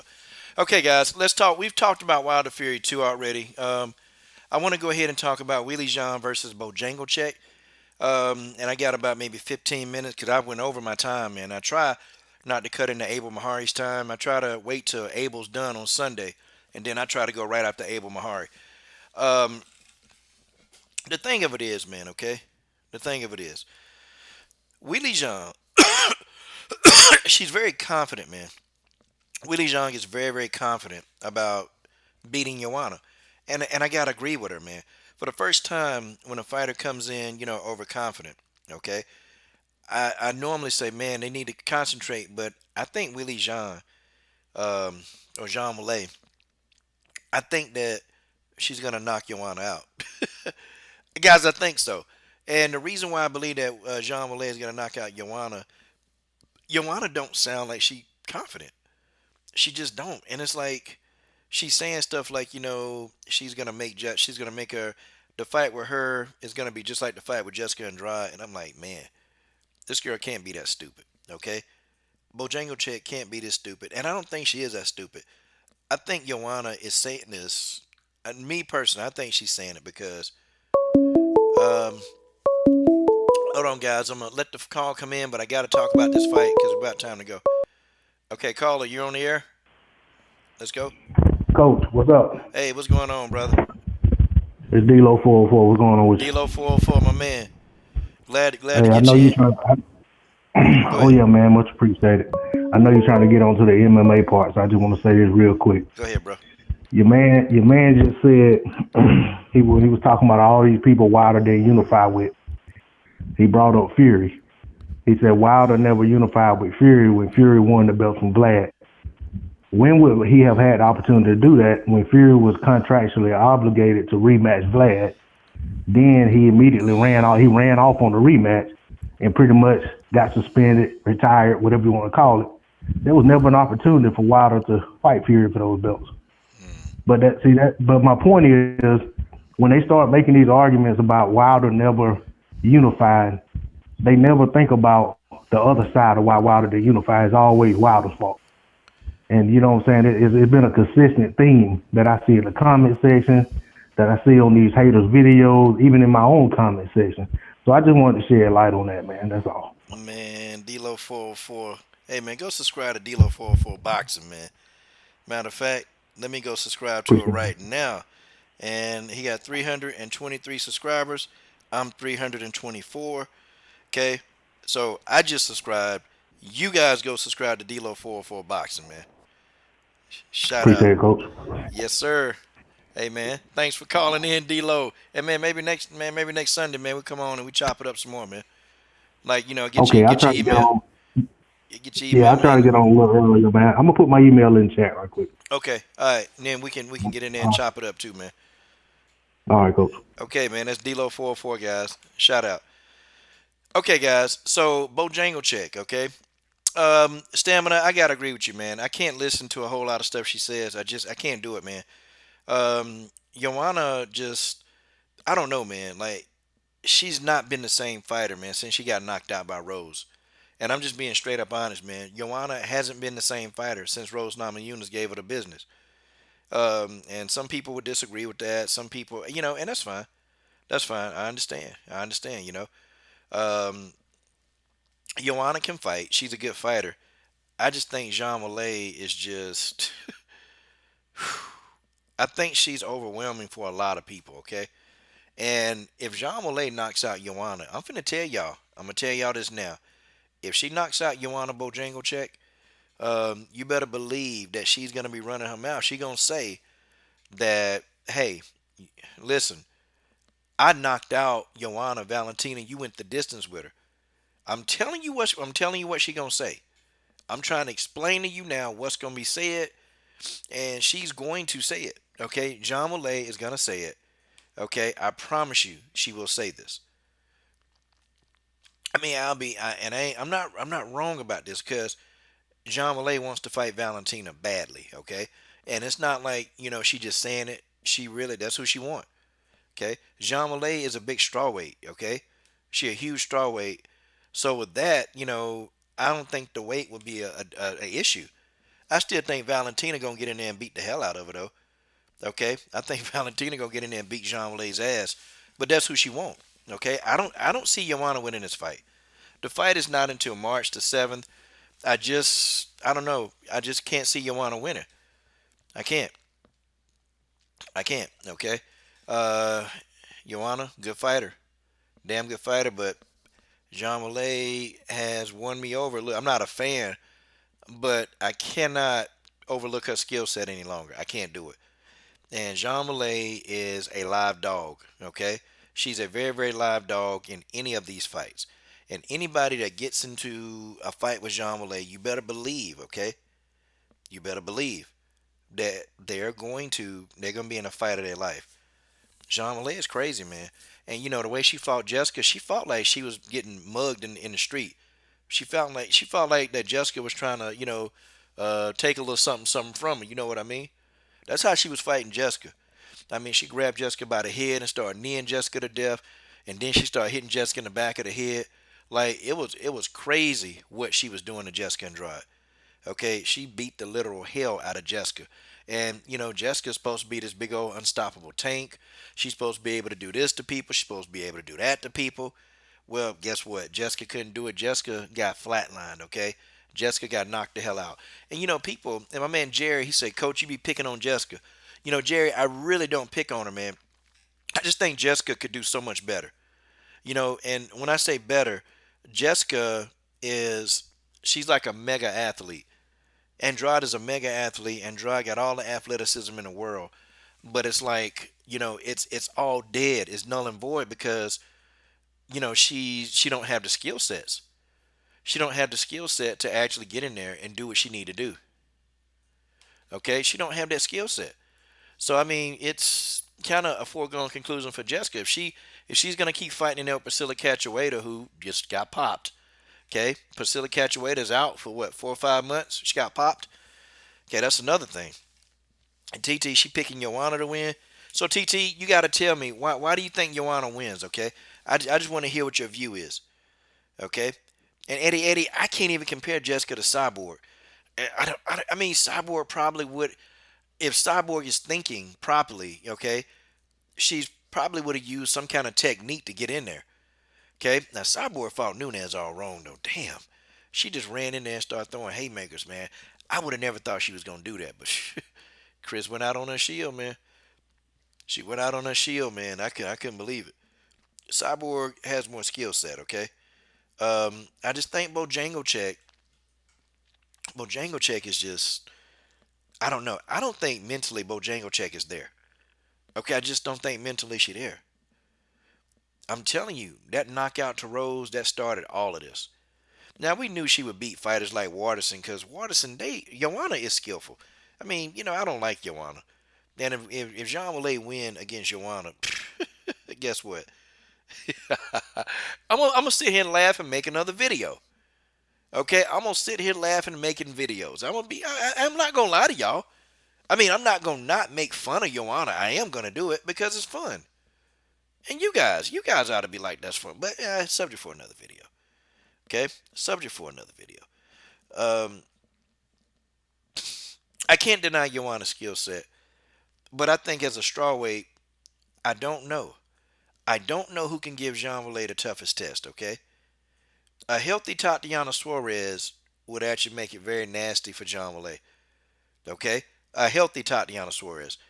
Tatiana ain't gonna try to stand with Jean Wallay. She's gonna take the fight to the ground, and nobody can out wrestle Tatiana. Okay, nobody can do it. Tatiana's gonna get in there, and she's gonna Khabib Jean Wallay to death. But we need a healthy Tatiana Suarez. That's the thing, man. It's the thing. A healthy Tatiana Suarez. I don't know when we're gonna get that. I don't even know if Tatiana Suarez is gonna be ready in 2020 to fight. Like, we just don't know. Okay, because the girl been injured, and I feel bad for her, man. I really do, man. I texted her the other day and said, "Yo, how you feeling?" And she said, "I'm feeling fine. I'm okay." She can't do like a lot of. She still kind of have to be careful. You know. I feel bad for her, man. Tatiana's a good girl, man. She mad cool, man. And anytime, man, you reach out to her, Tatiana, she respond to you, man. Like, Tatiana don't let at least I say, like, say if I text Tatiana right now, if I text her right now, and if I say, "Hey Tatiana, what's up? Can I holler at you? Can I chat with you about an interview?" Tatiana get back to you within 10 hours, 12 hours. She respond quick. Okay, she respond quick. She do. Like, watch. I'll tell you. I'm gonna text her now. Okay, I am. I'm gonna text her right now. And and I text the fighters. Some of the fighters, they reach out to me from time to time. Okay, I do. I reach out to some of the fighters some of the times, and some of them, they do respond back to you. Okay, I got about 10 fighters. I got their numbers on text, and I can text them, and they do. They get back to you, man. They do. Um, Tatiana's good, man. She's a good person, man. I hope she does come back, and she's able to pick up where she left off at, man, because she was on a mission. She was on a mission. But Jean Malay, this is her biggest test. Okay, this is her biggest test. Eddie, the GDR interview probably ain't gonna happen, man. I'm gonna tell you what happened with that. I was set to interview GDR like I think in the beginning of 2018. And so when I got in touch with her, she said, "Okay, yep, I interview you," and then I interviewed you, and it was 3 hours beforehand. Okay, and GDR never made the interview. Okay, she never made the interview, and then so I reached out again. I said, "Hey, Jermaine, hey, you missed the interview time. Did you forget?" She said, "Oh yeah, I'm sorry. Please forgive me." And I said, "Hey, no problem. We'll set it up again." And so periodically throughout the day, I kept emailing GDR or texting her, and GDR, we still got the interview. She was like, "Yeah, yeah, no problem." So we get about 2 hours away, and I shoot her another text. "Hey, GDR, we got the interview." She said, "Yeah, yeah, yeah, no problem." And come interview time, GDR didn't show. Now this is number two. Now I'm not one of those people, guys. I don't like chasing fighters, and I value time more than I do money. Okay, I value time more than I do money. And so on round three, I did it again. I said, "Hey, we're gonna make the interview up." She said, "Yeah, I'm sorry, coach, I just got busy." And I understand they fighters, they're busy people, but fighters too, they communicate with you, they do. And like the fighters, if I know that they can't do an interview, like Sabina Mazo, she'll tell me in a minute, "I want to interview, but I can't because I got this, this, this. Let's make it next week." Or and if Sabina can't make it, she'll call me or she'll text me and she'll say, "I can't, coach. Can we do it another time?" And we're definitely gonna get it in. GDR don't communicate very well. So this third time after she did it, you know, I kept texting her throughout the day. GDR, we interviewed. She was like, "Yeah, we fine." Then come interview time, she missed the interview time, and I said, "Never mind, okay." And she apologized, but I'm not reaching out to her for another interview. That's three times. I have to move stuff around. I have a gym that I work in, and I got my gym, and I got to move athlete schedules around. I'm trying to train all these people throughout the day, and I have to do that in order to make some of these interviews, and that's three times. And some of those slots I can't fill them back. That's a payday that I could have got. I could have been training somebody, but I'm sitting here like trying to get the stuff ready for the interview and waiting on GDR to come on, and she wouldn't come. So that irritates the hell out of me. It does. If the fighter communicate with me and they tell me, I don't have a problem with that because I can reschedule. I can go and put some more stuff. I can go train other people in my gym, and we can get a lot of stuff done. Okay, I'm okay with that. I'm okay if you got to reschedule. Okay, but I didn't reach out. I told her, nope, it's okay. Nope, because there's a standard of excellence, man. And I'm just saying, if it was Area Hawani, you wouldn't do that. And I'm on time. I'm making my effort to be on time. Like I don't have the fighters waiting. I'm on time, and I'll text them and say, "Hey, are we ready?" And I text them, 30 minutes before the interview go down, and I say, "Yo, you ready?" And they either tell me yes or no, and I try to gauge them to see if they remember, they forgot. But I'm just GDR is one of those people, man, that I don't know, man. Maybe she got short-term memory loss. I don't know what the hell, because she forgot that interview. She forgot that, man. She forgot it, or she didn't forget it. She just thought that it wasn't important enough, and that's fine. But I tell fighters, now look, if this channel and when this channel do grow, okay, when it grows, okay, like 20, 30,000 subscribers, these interviews they're gonna be a lot more powerful. Okay, these interviews gonna be powerful, but see, I'm not gonna be trying to interview these nuts. I'm gonna be having Sabina Mazo on the channel. I'm gonna be interviewing Sabina because my channel at 20,000, 30,000 view, 20, 30,000 subscribers, the views are gonna be high. Okay, the live streams are gonna be higher, and I'm gonna get the quality interviews. People, they're gonna get to know about the person. They're not just gonna get a 10-minute interview where they gotta cram all this stuff. No, the fighters are gonna get to relax. We're gonna do it on live stream, and they're gonna get a chance to really talk about themselves. Okay, so my channel at 20, 30,000 subscribers, the interviews are going to be very, very powerful.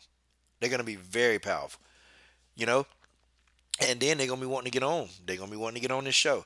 And then if this channel ever grow to 50,000 to 100,000 subscribers, it's pretty much they're going to be wanting, fighters are going to ask, can they get on the show? And that's the level that I want to get to. Like I want to get to a level where these fighters are going to ask to be on the show. but it's gonna take some time and work, and I know that. Okay, it's gonna take some time. Yeah, Eddie, I thought that she could have benefited from the interview, and I could call her. I could call her right now. I got a phone number. I could call her right now. But what's the use? What's the use in trying to do that when it'll just be the same thing? She's gonna have short-term memory. And she's gonna act like she don't remember. It's just it's one of those things, man, where I sit and I talk and I go, you know what? That's fine. You just let them do what they do. You let them do what they do. Okay. And I can get these people on the phone. Hell, I can get these people on the phone. I can get them all on the phone. Really, I can get a lot of them on the phone. Okay. I can get a lot of them on the phone. Yeah, GDR. She a strange person, man. She's a strange person. She's very, very strange. But see, this is the thing that I was trying to tell Hamed about Bud. The reason why people don't mess with him, man. See, you get people like Tatiana Suarez. She Hispanic, okay, but they want to build a black fan base, okay. They like me. They like interviewing with me, okay, but they also want to build a black fan base. They know that I have black fans, okay. They do. That's just what it is.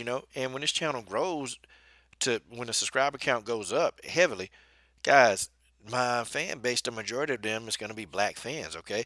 And I'm going to have that door. Don't even matter what it is, I'm going to have it. Tatiana Suarez is a G. Tatiana Suarez is a G. Okay? Karina Rodriguez, she's Hispanic, but you know what? She understands. She understands, and guess what?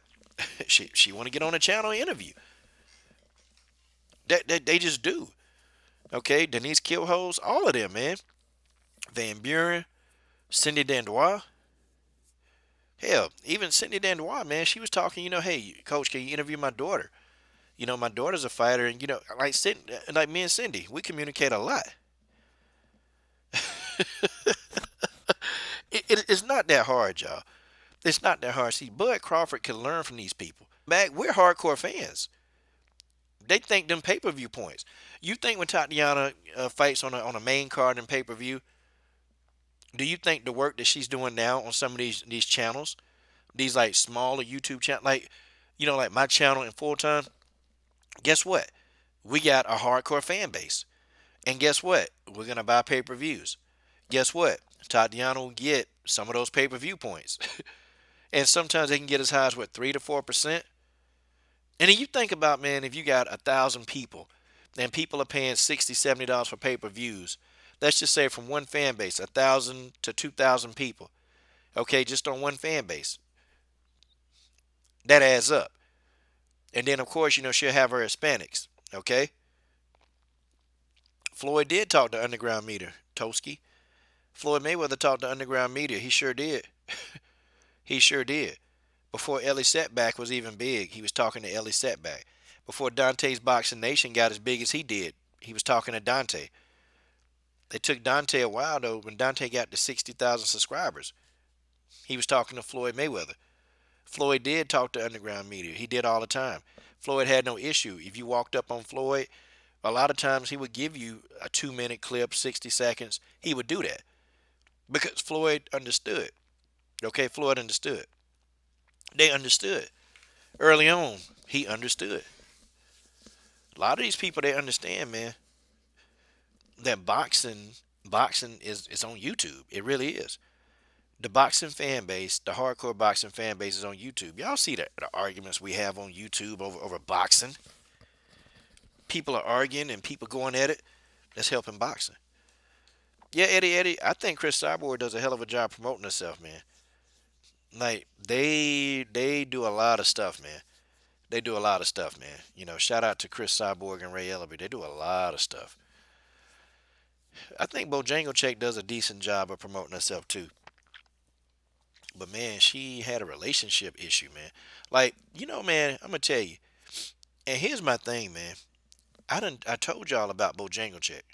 Okay, didn't I tell y'all? I told y'all about her, man. You know what? When she got her breast increased, her size augmented, I knew it was from that dude that she was dating, man. And, she thought that she had an issue with the size of her breast, which, if you like that person and if that's who you with, that's not gonna matter. And I can probably bet that dude was body shaming her. And man, it's mental abuse. Dude may not have never laid a hand on Joanna, but God dog, man, it's mental abuse. And then, you come back and find out the dude was cheating on you. So you go through all that, you get your breast augmented to impress this guy, and then he go cheat on you anyway. Like that's just it's the nail in the coffin. And for a woman like Joanna, I'm gonna be honest with y'all.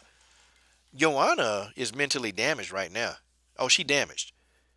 Joanna Bojangleczyk, she's mentally damaged, man. And think, man, your dude cheat on you, and women they be thinking, man, what does she got that I don't have?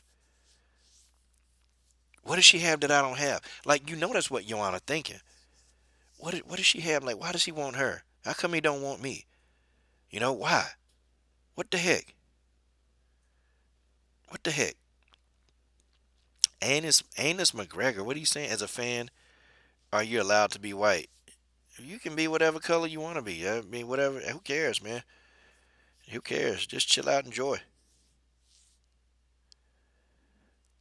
Yeah, but I'm saying though, Toski, when Dante saw Floyd out, Floyd would stop and talk to him.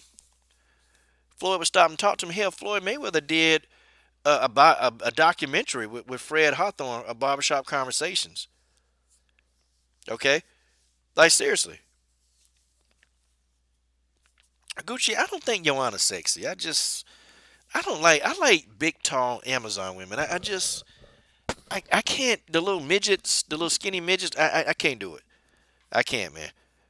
I like a tall, over 6 foot tall, thick Amazon, man.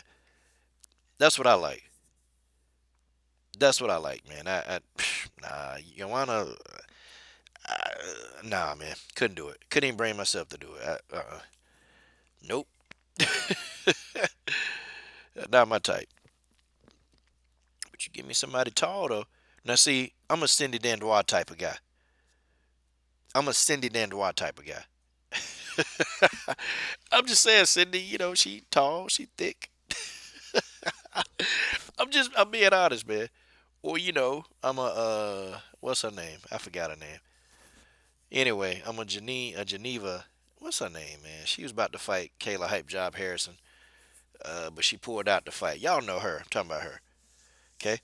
Yeah, you know what? I'm gonna be honest. I, I'm not a Megan Anderson fan, but I find her attractive. I won't even lie. Okay. I find Megan attractive. Yeah, Gina Carano. Yeah, she thick. Gina Carano thick. She thick and she about 5'8". Yep, I can do Gina Carano. Stamina said Joanna can take a good picture, but the faucet. Yeah, I like tall women, man. I like tall women. Okay, I do. I like tall women. Megan is tall. I ain't say. I just said I don't like her attitude. I've always said Megan to me is attractive. People, man, I've been getting hell from boy. The fellas been on my man. They've been on my helmet about man. Why you think Megan attractive? Cause I do. You can't tell me what I think's attractive. You can't.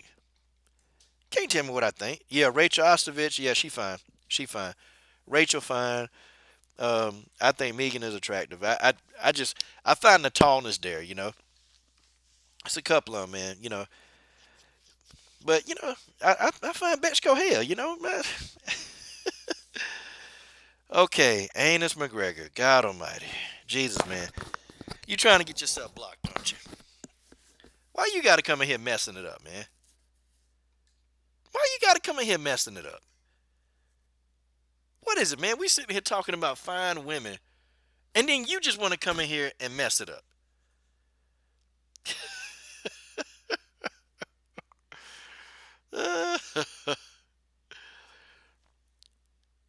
Anus McGregor, you know what's wrong with her. Come on, man. Coach don't. Sorry, man. Coach don't go like that. I don't go that way. Sorry. Sorry, bro. I like man, real women. Women that were born women and they're remaining women. That's just what it is. Sorry. I ain't finna argue with nobody about my masculinity. I like who I like. Uh-uh. Sorry. No, she was born a man, Anus. Sorry. Yeah, Sarah McMahon. Yeah, Sarah McMahon. Yeah. I like Sarah McMahon. She alright. Sarah McMahon. Yeah, she bad. Denise Killhouse. Yeah, she a bad one. I still the short women though. They gotta be tall. They gotta be tall, and that's like instant turn on for me. Tall women. I ain't lying. Oh, take around. Look, man, that's your opinion. I'm not finna argue with you. Listen, I don't want nothing to do. I don't want nothing to do with a transgender. That's just what it is, okay? Coach don't go like that. You can go ahead and do what you do, and that's fine. Do what you do, okay? I ain't hating on you. If that's what you like, that's what you like. The coach ain't going there, okay? All right. But anyway, yeah, Mr. Bennett, Alara Joanna, yeah, Alara Joanna is nice looking.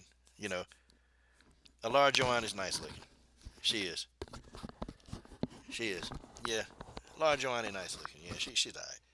But I'm gonna tell you though, man, Valerie Loretta, if Valerie Loretta was 6 feet tall, whew, God dog. God dog. All right, George. We just talking about they're attractive, man. I ain't talking about what I'm gonna do to them, man. They're just attractive, We talking about the attractiveness. Don't, Mr. Bennett, nah. Nope. Yep. Anson. Alejandro Lara. Yep. Absolutely. Alejandro Lara. Absolutely. Gorgeous. Gorgeous. Alejandro Lara is gorgeous. Let me see who else, man. I think Brianna Van Buren and Chantel Coates. I think they attractive too. Urena Bars. Yeah, she tall. Yeah, Urena's tall. Yep. Jessica Andrade. Yeah. I think Amanda Nunes is attractive. When Amanda Nunes dresses up like a female, yeah, man. Yep. Felicia Spencer, Phenom. Yep. You know what? Yeah. Phenom got this she got this normal, natural woman kind of look to her. Phenom do. Felicia Phenom Spencer got this natural woman kind of look to her. You know, and it's natural, man. You can tell, man, she not like steroided up. Like Phenom is just like a woman. That's a woman, boy. This the one that says 6. She says 6 inches don't impress her. Yeah, Cyborg look good too. Cyborg look good. Arena Aldana. Yep. General Africa. Arena Aldana. Arena Aldana tall too, man.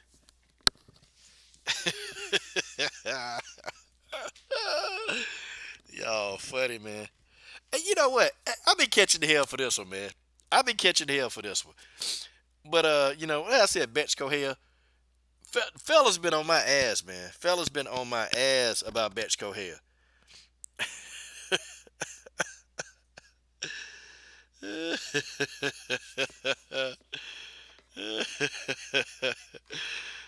Maddie B. 6 and she got a hell of a Nah, man, I had to tell her, hey girl. I be like, hey, come here, girl. Me turn you in something, girl. Me help you out there, Felicia. Oh man. Yeah. I'm gonna tell you though, Betchko Hill, yeah, Betchko Hill be thumbing up a lot of my pictures on Instagram, man. She do. Betchko Hill be thumbing up a lot. How this conversation get here? God Almighty. Anyway, Betchko Hill be thumbing up a lot of my pictures on Instagram, man. She do. She be thumbing them up, man. She be thumbing them up. And I ain't gonna lie to y'all, man. I slid in her DM one day, man. She responded to me. She told me she can't speak English. She did because I noticed, man. See, I didn't know she was following me at one point, man. I didn't know. And then I kept seeing, like Betchko Hill thumbing up these pictures. Oh, okay, yeah, And sometimes it'll be just her thumbing up a picture. I'm like, oh, all right.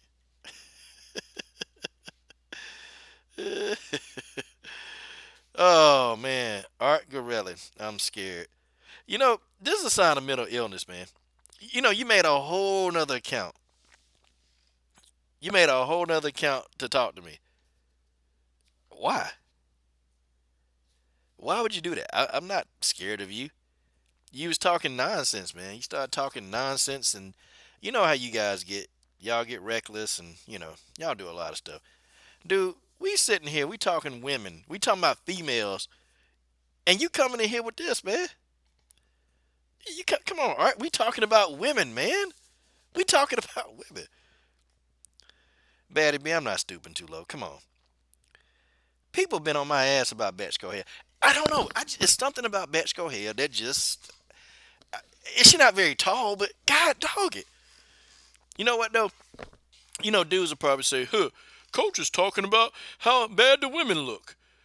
Coach is talking about women, how they look." And because, them dudes lame, man. Them dudes lame. See, they wish they can come on this channel. They wish they can come on here. And we got some females. We got females in the chat. Hell, they ain't offended. They not offended. Maybe some of these females want to hear how dude like me think about women sometimes. Maybe they do.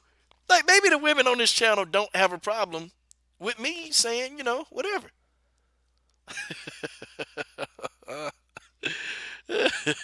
Like, seriously. Maybe. Maybe. And all the ladies, have I offended anybody by talking about the beauty of a woman?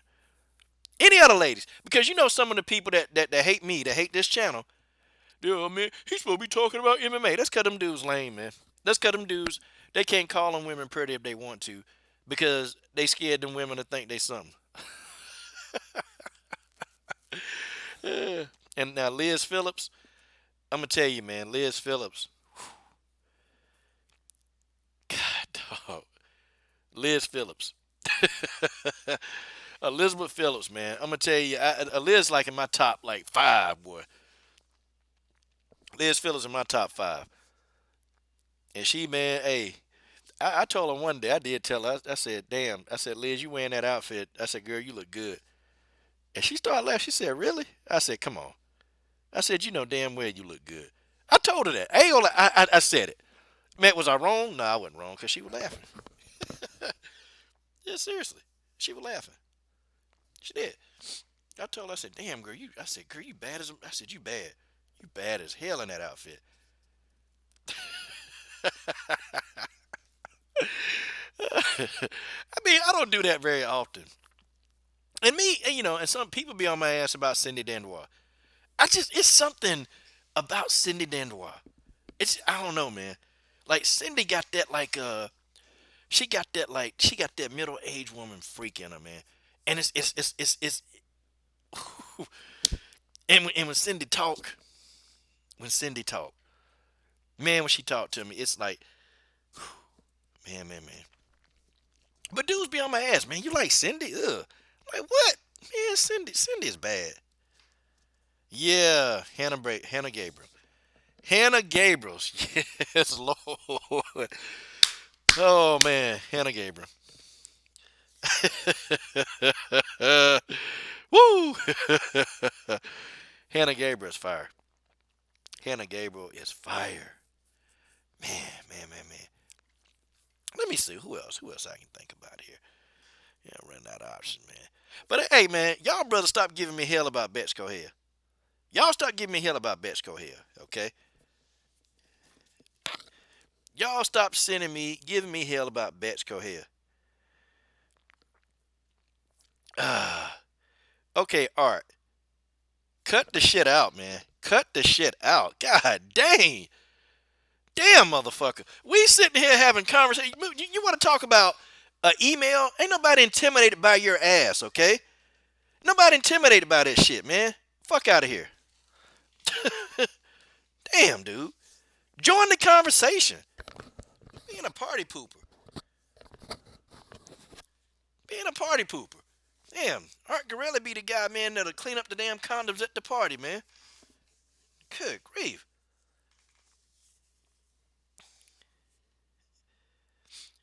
Nah, come on. I'm not engaging in bestiality. I'm not engaging in bestiality with Betch Cohell. Betch Cohell fine. I like Betch. I like Betch. I mean, she, and Betch, she respond. She be responding to my, hey. Uh, I mean, I did, guys. I DM'd Betch Cohell. I DM'd her, and she was talking to me. Well, come on now. No, I'm not a midget. Look, I don't like midgets.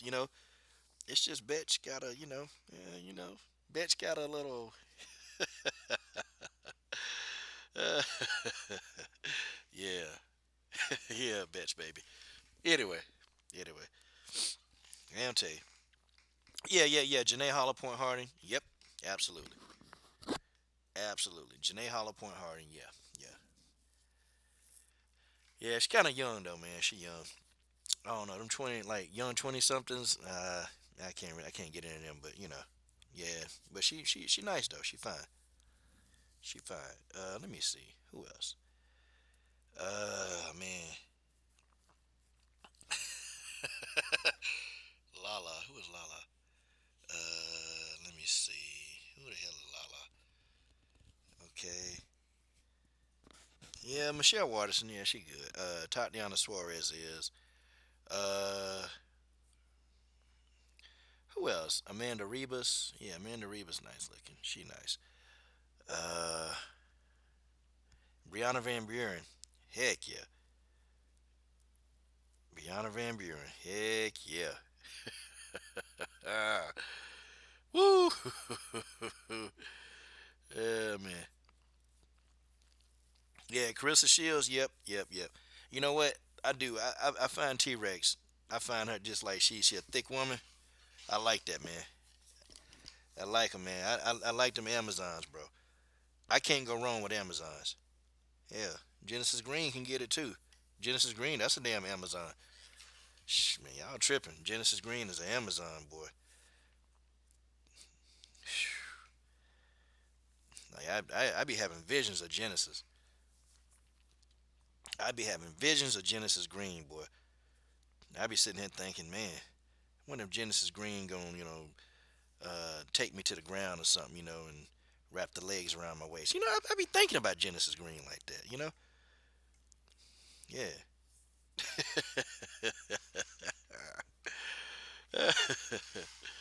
Yeah, I do jujitsu with Genesis Green. I had to put Genesis in the armbar though, so she can shut the hell up though. Yeah, I can deal with Genesis Green. Let me see who else. I get out of here in a minute. All right, but ain't no ladies offended because we got some real ladies around here. Okay, we got some real ladies around here. I don't know, some of them dudes, it'll be a video. Coaches, see, I told you. He's just talking about the women. Like, it's okay to talk about that a woman look good. See, you dudes, y'all so damn lame that y'all can't do it. Y'all so lame you can't do it. That's wrong with y'all. Y'all too lame. Ain't nobody gonna listen to y'all do that anyway. I gotta keep it all professional. That's right, cause I'm a fan. I never said I was a journalist. I'm a damn fan. But y'all dudes lame. I know y'all watching. I know y'all watching. But y'all lame, so ain't nobody gonna listen to y'all talk about beautiful women. Ain't nobody gonna listen to y'all. Cause hell, it don't sound good coming out of y'all.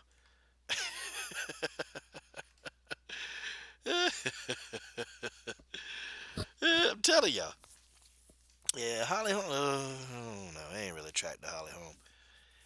Not really tracked the Holly Holm. God no. Now, Jillian Robinson, yeah. Jillian Robinson in between fights. Heck yeah.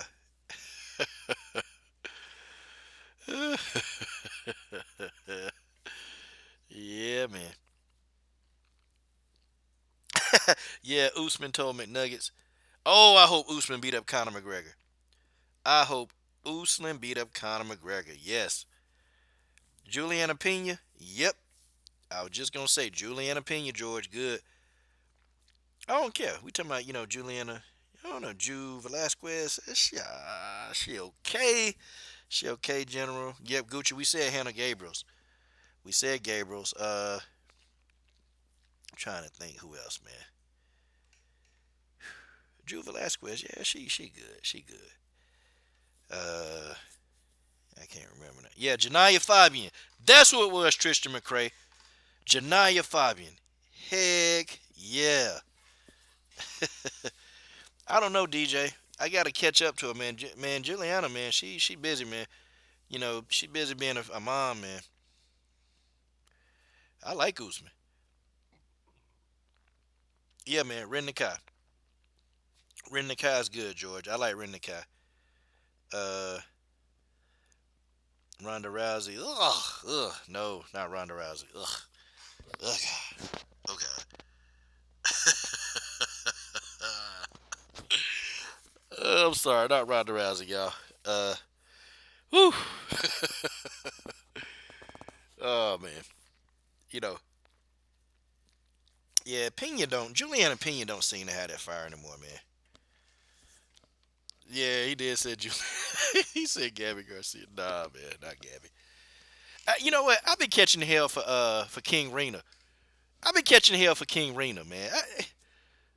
I've been catching hell for them. Like the two people that I catch hell the most, man, is King Rena and Betch Kohea. Like I catch hell for both of them, man. And, you know, I'm sitting here like, dang, man, what I catch hell for them for?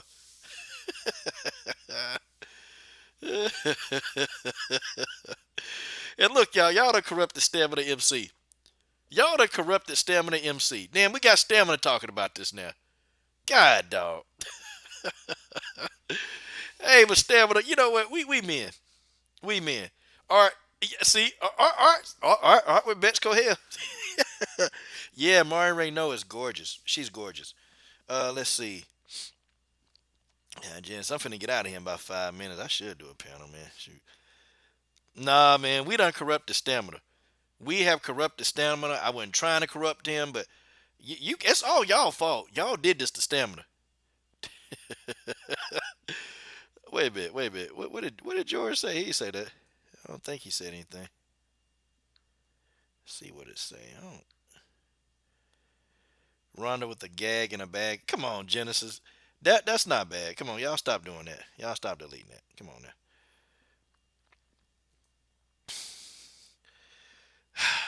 I can find a good photo of Betch Kohea and put it up on the screen.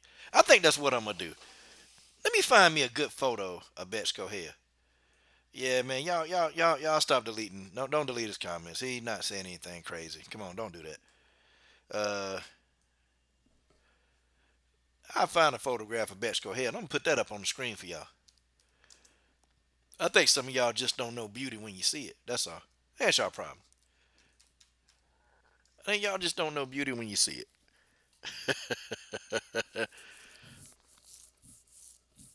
Yeah, Leela Ali art. Heck yeah, Leela Ali.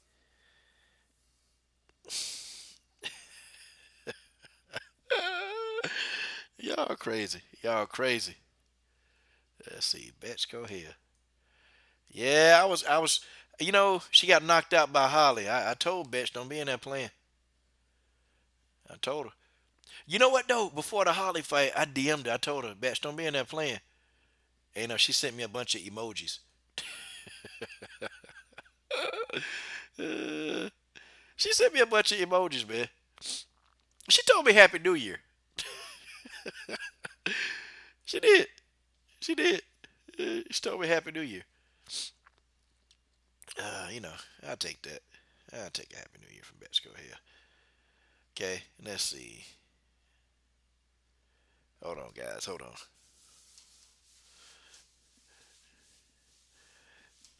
Baddie be over here hating on Betch Kohea. Come on now. Think y'all problem is y'all just don't understand what real is.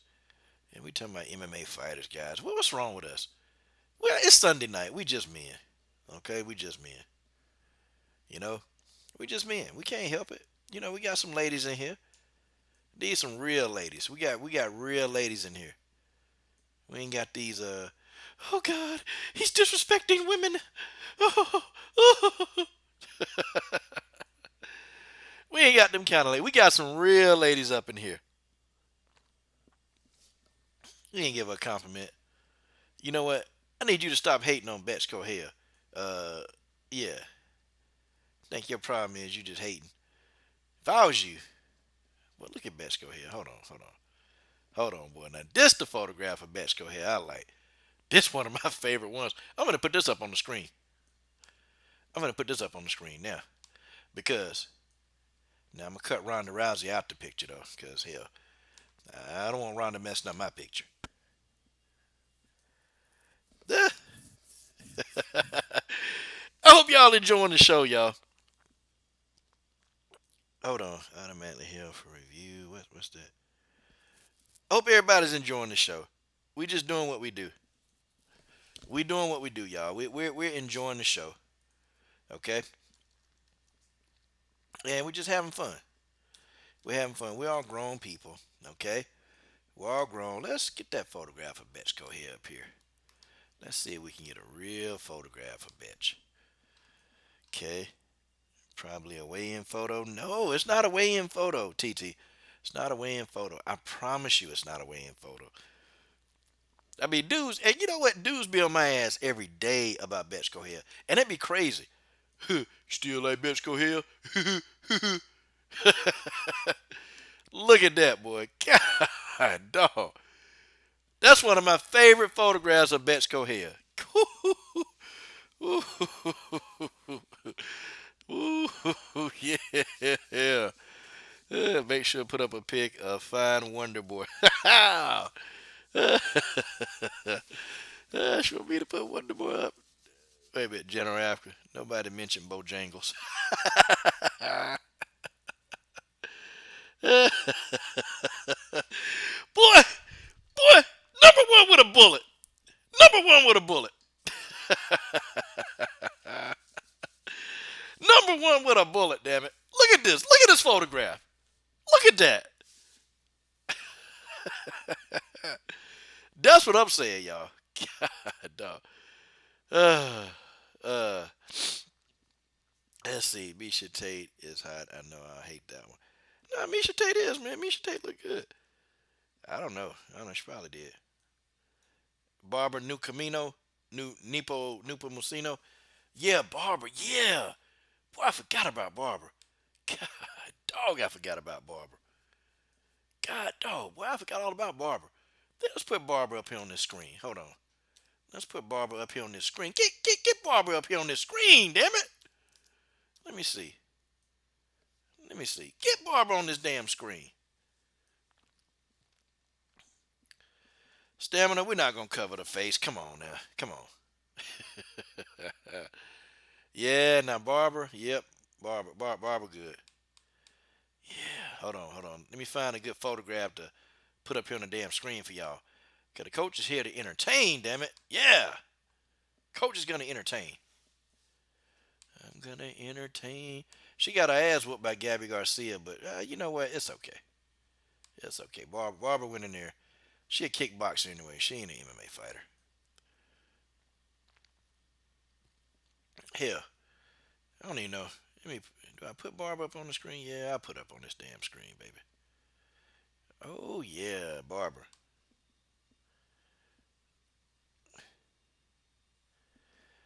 Yep, interesting taste. Yeah, we do.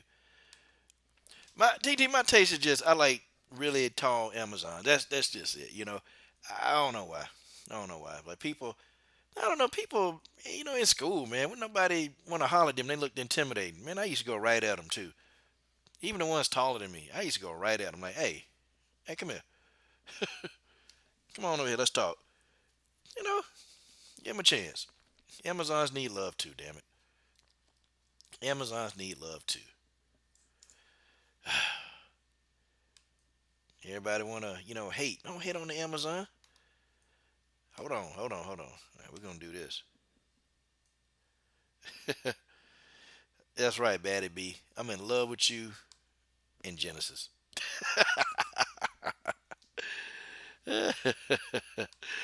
Oh yeah, there go Barbara. Barbara okay.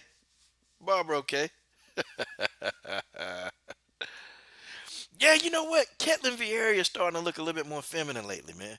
Like she is. Like, I don't know, man. I told somebody that the other day. I said, damn, Caitlin Vieira is starting to look a little bit more feminine these days, But, to each his own. Let's see. Brittany said that's fine. Yep. Yeah, folks, ain't nothing wrong with that. Ain't nothing wrong with that. Come on, we just here having fun. We here having fun, y'all. uh, all right, ladies.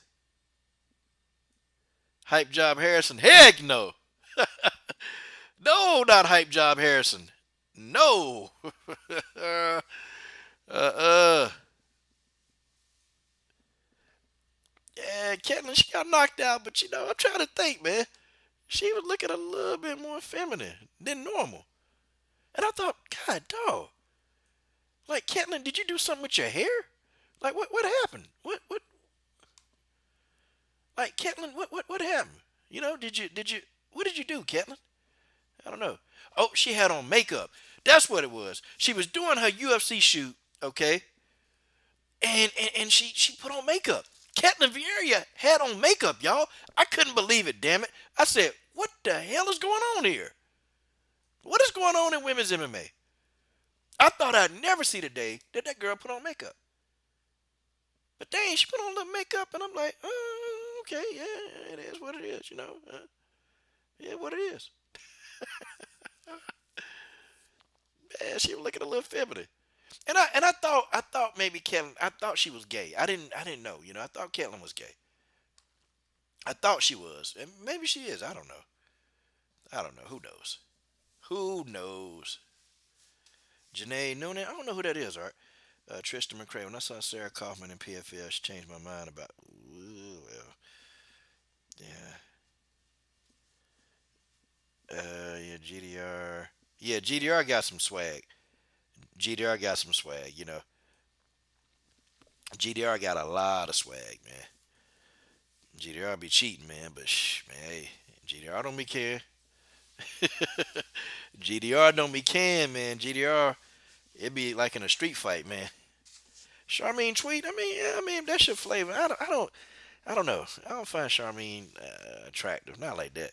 I mean, but if you do, man, hey, there it is. Yeah, you know what? Yeah, I think Julia Budd is attractive. I ain't caught hell about Julia Budd, okay? I ain't caught hell about Julia Budd, not yet, okay? Marissa Ellis. Marissa Ellis is God, dog. Marissa Ellis. Marissa Ellis is bad. That's the one that fought. I interviewed the girl too. That's the one that fought Alila El Ahmed. Okay, yeah, I'll look her up. I'll look her up.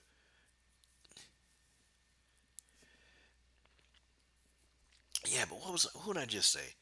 Not GDR, but Marissa Ellis. Yeah, Marissa Ellis is, man, she bad. Yeah, man. Marissa Ellis, she can fight too. Yeah, he said you don't care about GDR late hits. What y'all mean, man? Y'all mean as hell. Let's see, what else? Let me see. And I see one more. One more. God, no.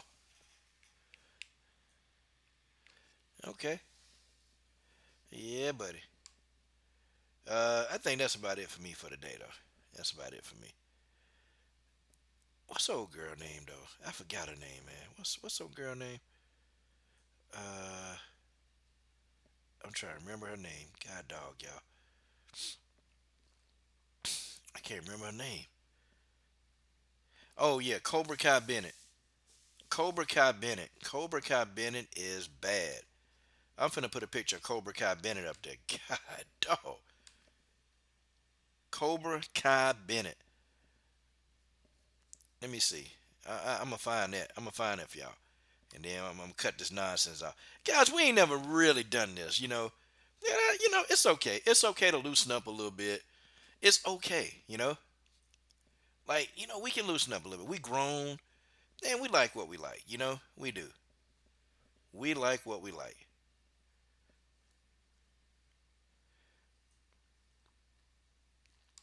Hold on, this Cobra Kai Bennett. Now let me get a better picture of Cobra Kai so y'all can see her face. Yeah, the featherweights, there are some Amazons, man. I don't know, man. That's just my preference, man. Some people like straw weight. Some people like, light women. I had to have some meat, man. I had to be able to grab. I had to be able to do something, man. Because I can't do that, then, boy. God, dog. Uh, like Genesis Green. Oh, dang, that's it, Genesis Green.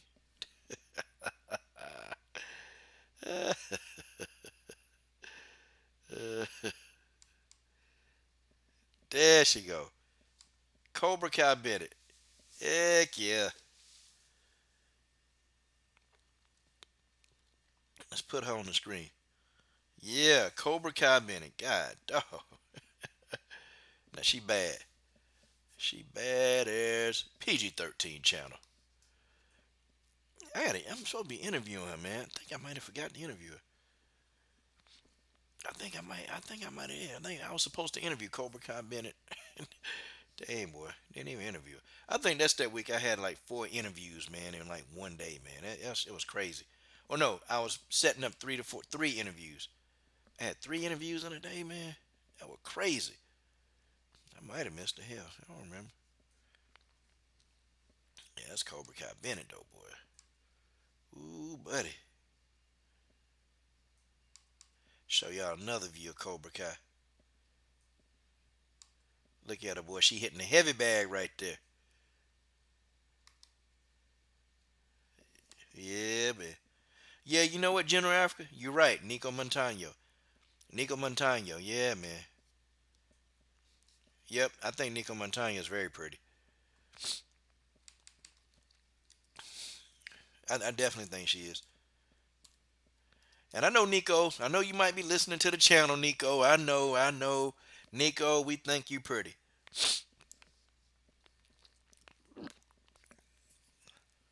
We think you're beautiful, Nico. Well, yeah, you pretty. But Nico's at the Jackson Winklejohn gym, so I guess we gotta live with that. I guess we gotta live with that. But y'all, I've had fun with y'all tonight. Man, business as usual tomorrow. I don't know. We'll talk some fights tomorrow. I think it's fun, man. We sat here and we talked. Man, you know what? We can have fun. We can have fun. Yeah, you know what?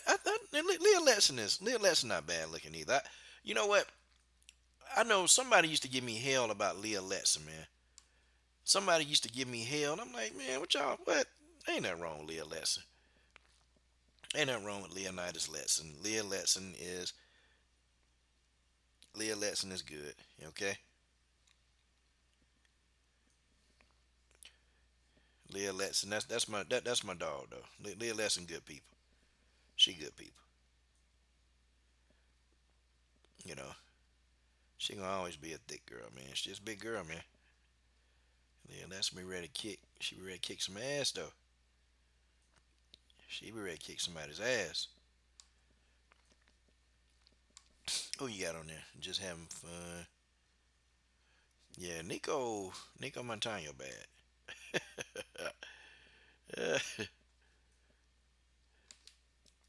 But hey, Nico Ray Montano, boy.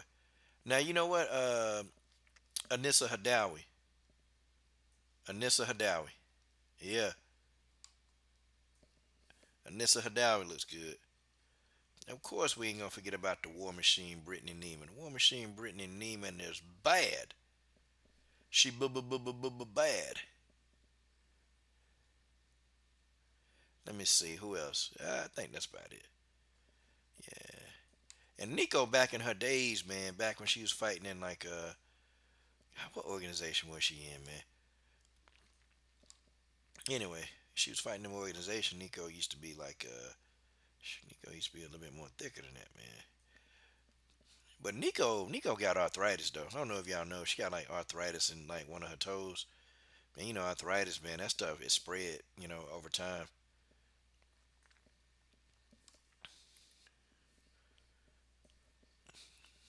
Yeah, she got arthritis, man.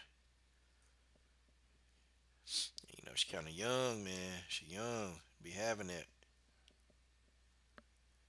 you know, Nico make it do what it do, though. Nico make it do what it do. She knows she'll probably get a kick out of this, too. Wow. That guy said a lot of mean stuff about me, and he thinks I'm cute? Wow. Yep, Coach Shelton Harrison. Listen. This is my motto, okay? Short, fat, big or tall, Coach Shelton Harrison loves them all, okay? I just like the Amazons more. TT said Nico look like she needs sleep. Ah, come on, TT. Cut that out. You ought to be ashamed of yourself for this behavior. And you know what? You guys, y'all have corrupted Stamina MC. And I can't believe y'all. Damn. You guys need to get arrested for this. You need to get arrested for this. I mean, Stamina MC is the most fairest person in YouTube land, and you guys corrupt him the way that you guys did. Shame on you. You guys ought to be a damn shame on all of you. All of you should get in trouble for this. Tell y'all, boy. Tell you. You know what, Batty B? Oh, I ain't old, girl. Batty B, I'll break your back, girl. Cacao! Cacao! Cacao!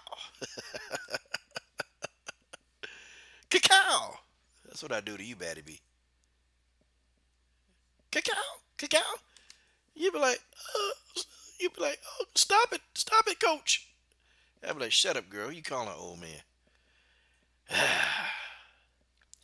Girl, I exercise. Girl, I walk mountains. Girl, I jog up mountains, girl. I jog up mountains, mountaintops. I do.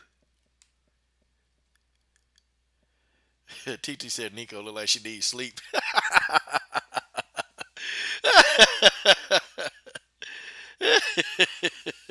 Your birthday tomorrow? Happy birthday. I ain't got to buy you nothing. I'm good. Hey, if it's me, it's free. And what's free isn't free indeed. Hallelujah. I've had fun, y'all. I got to get up, man. I got to get up early in the morning, man. I got to get up at 5:30, man. Y'all know Coach got to make stuff happen, man. I done had fun with y'all tonight, guys. Maybe one day in the future we'll do another grown-up discussion, man. Maybe. You know, because I don't be worried about these dudes. Oh, man. You look at him. He's talking about he's a women's MMA hub, and he's talking about the women's looks. That's right. Ladies, did y'all enjoy how the men, you know, what we think about the women? We said it was respectful. I ain't say a lot of disrespectful stuff. See, I can admire y'all beauties, and y'all don't get turned off by it. It's okay. Like, honestly, you know, I joke with Genesis Green, but, you know, I admire their beauty. I joke with Batty B and Tay Tay Brown. They pretty ladies, okay? TT, they pretty ladies, okay? They're very pretty. And it's okay. It's okay. As long as we ain't disrespectful, I'm good. And I hope everybody enjoyed. Batty B George said buy a Happy Meal. Oh, man. You can't let George get away with that. I'm just playing. He was playing too. But guys, I enjoyed it. I enjoyed the day, guys. Y'all have a great day. Happy New Year to everybody. It's your boy Coach Shelton Harrison. I'm done. What anyway knows. Subscribe to the best women's MMA platform on YouTube.